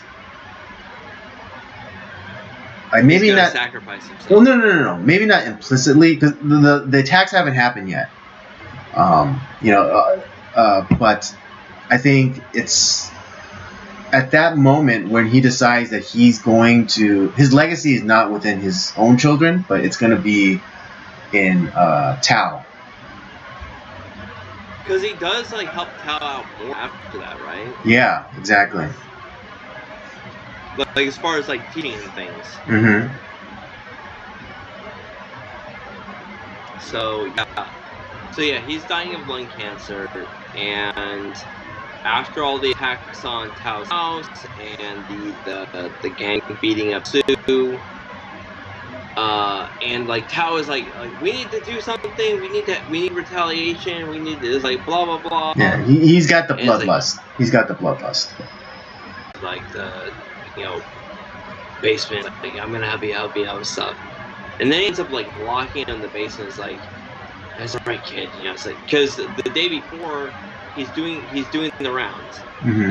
He's essentially he's getting his affairs in order, and he also helps to help the priest, who he does end up to respect, to help the priest end up fulfilling the promise of his wife that he would get her a confession. Yeah, he would help Walt take his last confession. Mm-hmm.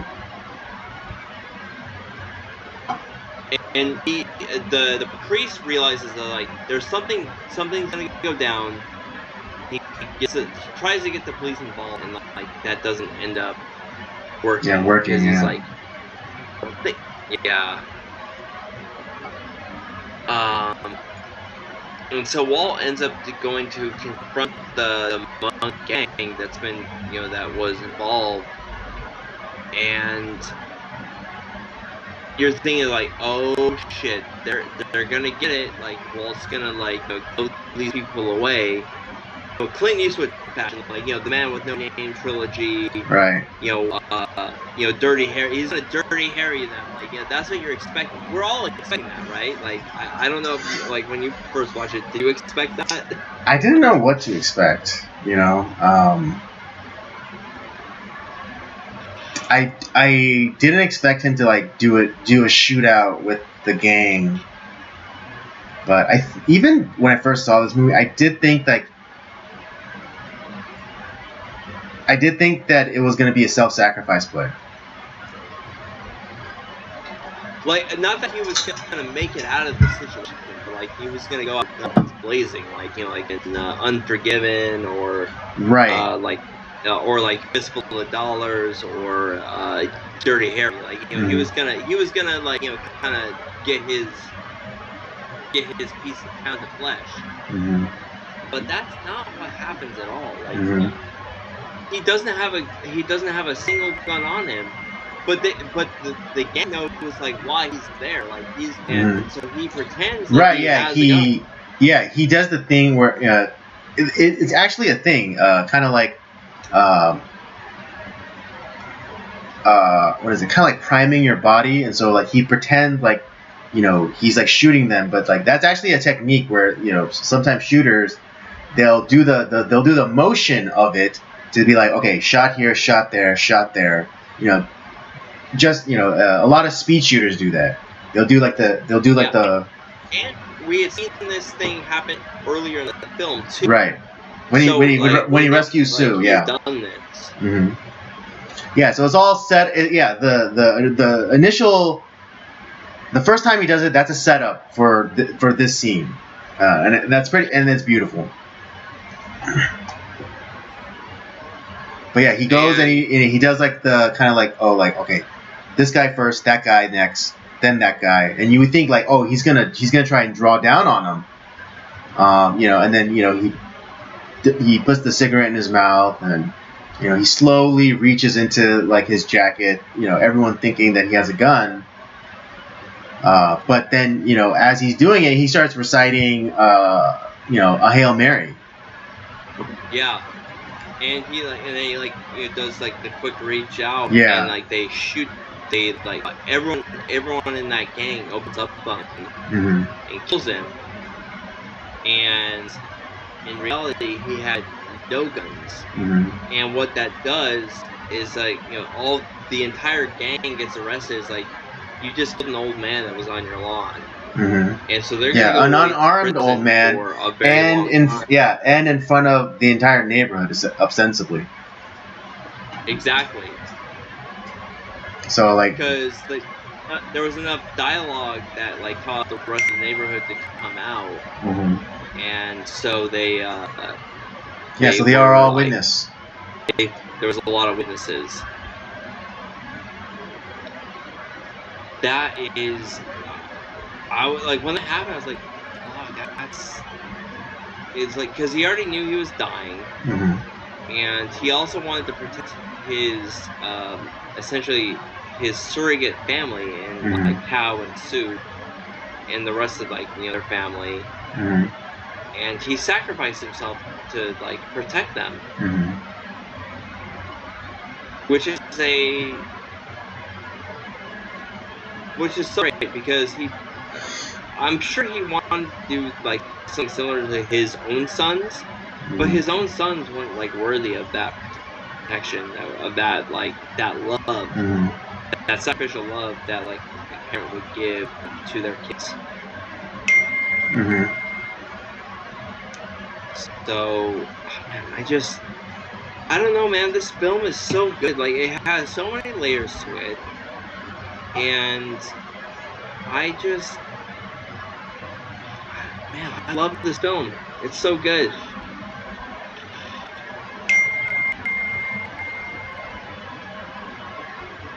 Yeah. So I've seen this about like, you know, 3 or 4 times now, and it's every time I watch, I'm like, yeah, this is a great film. And Clint Eastwood does great, not only in acting, but in directing. And I really like that you have a lot of like essentially no-name actors that are in the film. Yeah. And they all do a great fucking job. Yeah, I mean, I appreciate their performances a lot more than when I initially saw this movie, but yeah, like again, like every subsequent viewing, you know, it just gets better for me. And I don't mind the performances of the younger actors as much. They were great. The whatchamacallit, like, you know, the whole, like, you know, we hear that term like "get off my lawn." This is the film it comes from. Like this, you know, that cinematic archaeology. That's where the term comes from. Is this movie? Yeah, like the image of like the grizzled old man with a gun, you know, defending his house. Yeah, that's where it comes from. That's where this word is written. Get off my lawn, zipperheads.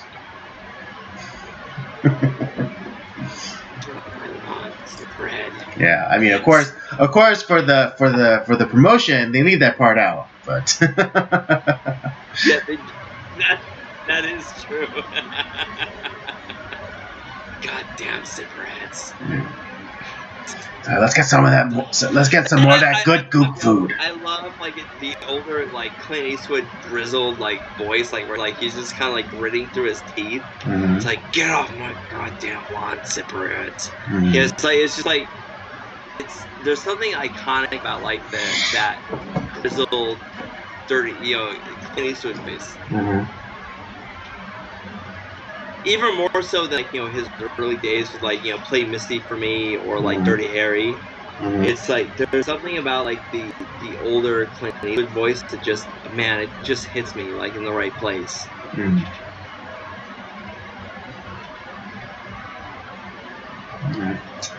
Anything else you like to add? No, I don't have anything to add to the film. Okay. Or any other question that you might have for me or want to present? I don't actually. No, I think I've asked all my questions. Okay. All right, then let's give our rating, and we'll call it a stream. Andy, why don't you start us up?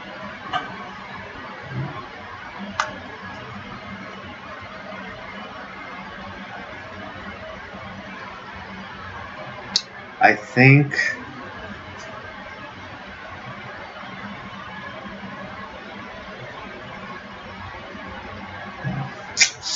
I'm gonna give this a 4. Okay. 4. I mean, as much, and it does have to do with like the younger actor's performance. As much as I've grown to appreciate it, like, it's still I still feel it's not the best. I fully admit, like, I appreciate them more now after subsequent viewings, but it still feels a little off. Particularly Sue, like the character of Sue. I think the performance is a little off. Like her performance? Hmm? You didn't like her performance that much? Yeah, I didn't like her performance that much. Tao's performance is kind of lacking as well. Wow. Okay. But again, like I come to appreciate the movie, after subsequent viewings, and I still fully stand by that, even though I'm still criticizing their performances. I think it's just a little too it's a little disjointed, or it's just like what is it? There's still like a rawness and an unnatural quality about it. Oh, we might disagree on this. We might disagree. That's fine. But that's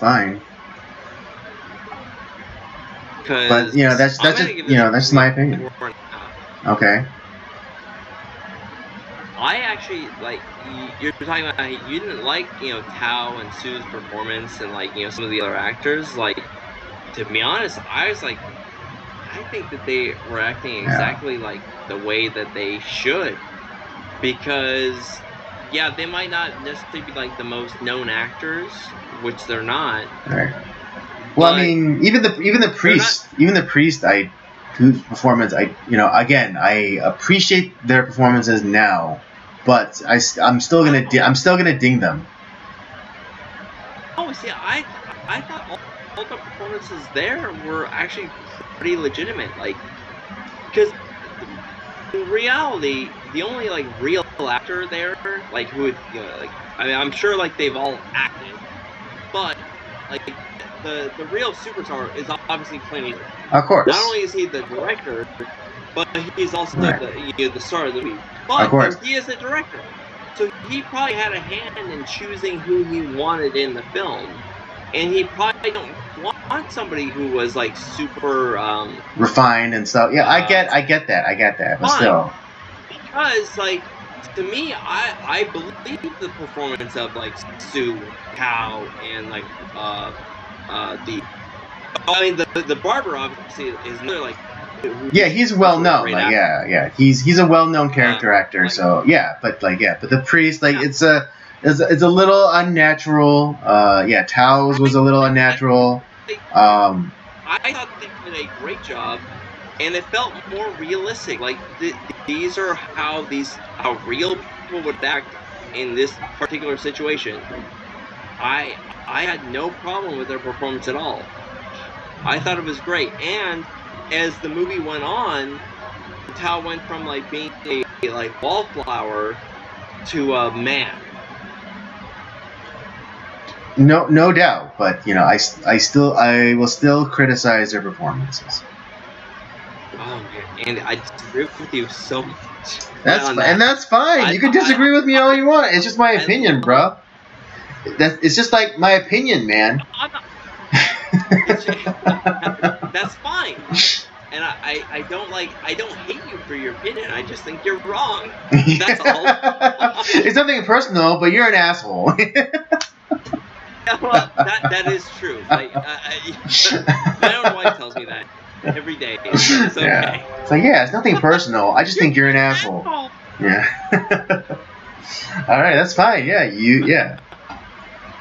That's fine. You enjoy their performances. You know, and again, I've come to appreciate their performances.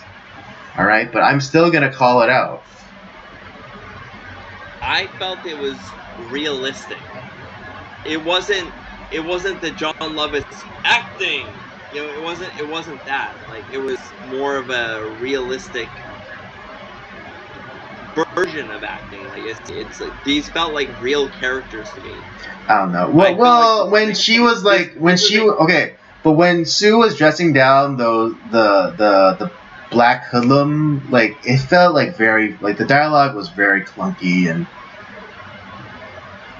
But see, that's how real people would talk in that situation. No, but just like the whole, like, talking about Asian fetish and da da da da da. Like, okay, maybe, yeah. The dialogue was. I didn't think it was particularly good, and I don't think the performance was necessarily great. I think here's the reason why I think you think that way. Like, because we are used to watching movies where people talk better than, like, what happens in real life. Like, it's kind of like the dialogue is like. Right, and I mean, I get that. I totally get that, and I appreciate their performances. Their performances now way more than when I initially watched this movie. But still, I will criticize their performances. Right. Well, it's okay. You can be wrong, Andy. That's fine. You're at a 4. I'm at a 4.5. Yeah, again, a 4 is not a bad rating. Okay, just because I have a caveat does not make it. Is not me saying I'm dropping it to a 1. Yeah, it's okay. I'm fucking with you, okay? Like, it's all right. Like, it's fine. You're I know, but you're getting really defensive. It's like I said your dog was ugly. You're acting as though I said your dog was ugly. All right, that's how you're acting right now. I'm defending that half star, goddammit. You know, it's. All right, that's okay. But you're acting like I said your dog was ugly. Yeah, it's okay. But this movie is great, and everyone should watch it. And don't get butthurt over some of the language, you know, because it's some people would consider this a racist movie. It's not. That is not what this movie is about at all. Dude, I mean, honestly speaking, Walt was getting way more racism than Walt was giving racism. You're right. Because it's like, the white guy, white old man. He was getting more racism than he was giving. Yeah. To be honest, everyone was spouting like racist epithets and like everything. Like, the whole movie was like kind of. Yeah, I mean, Clint Eastwood gets the brunt of it because he's the star or whatever. But everyone in that, all the characters were being racist. Yeah. Even like that scene, like with the, I didn't realize that was his fucking son, which is even better. But like his son and like Sue, like they run into those, like, you know, those corner guys, the black corner guys, and it's like, and obviously, like, you know, where Walt has already been like kind of like watching. He didn't want to admit it, but he was watching over their family, like just kind of like, you know, kind of like looking out for them, and sees that Sue like ends up walking into those like gangsters who are probably gonna do something really nasty to her, you know, either to her or to her boyfriend, or, you know, which was his son. I mean, not literally, but like the actor portraying that character was his son. Yes. Yeah, and it's just like, you know, we called them like spooks, which is like, you know, kind of like, which is a very like old term. Like, yeah. No one uses that term anymore. Does anyone use this term anymore? I don't think so. I don't think so either. But yeah, no more than that people nowadays use the word spick. Yeah, it's like no one really uses those terms anymore. Yeah. But it's just like, yeah, but then like those guys were also giving it back to him. Yeah, calling the Trey character like a white boy or whatever. You know, that's racism. They mentioned he's like they could have just called him a doofus, but they specifically called out his race. Yeah, let's be honest. Everyone of every skin color, every ethnicity, every age, there's some sort of racism in all of us. We don't like things that are different. It's okay. Yeah. It's fine. I mean, and I'm one of those people who actually know the origins of the word, so I know I'm using it correctly. Exactly. But yeah. All right. So you're at a 4. I'm at a 4.5. But we would both recommend this movie very highly, right? Yeah. There you have it, folks. That's our review for Gran Torino. I gave it a 4. Robert gives it a 4.5, even though he's acting very butthurt about it. Like I said, his dog was ugly. But yes, would recommend this movie wholeheartedly. Every single time. To anyone who wants to just see a really good a movie and particularly a redemption story. This could fit very well in our Father Figures month. Oh yeah, absolutely. Absolutely. All right, folks, there you have it. That's our stream for tonight. I hope you had a good time. I had a good time. I know Rob always has a good time. Oh, we should let people know because next week we're gonna be off. Yeah, right? I was just about to. Yeah, we're gonna be off next week. We got the week after that, in 2 weeks, we got a really great movie lineup. All right. Do you want to reveal that, or do you want to keep it a secret? We're doing the Teenage Mutant Ninja Turtles from 1990. And we're going to be doing The Dark Knight. So we're going to do kind of like comic book vengeance. Or vigilante month. Mm-hmm. Yeah, so a bit of a double feature. So look forward to that in 2 weeks. But in the meantime, you can check out the library of other content that we have. Circular Joy's main podcast. Episodes of Nocturnal Transmissions, of course. And Rob's Gaming Show, Up by Up Down. Don't forget to follow us on our various social media accounts, Twitter or X now, and Letterboxd at PodcastCOJ, and Instagram at Circle of Jerks Podcast. And with all that said, we thank you for joining us tonight. Come back next week and we'll do it all over again. Have a good night. See you in 2 weeks.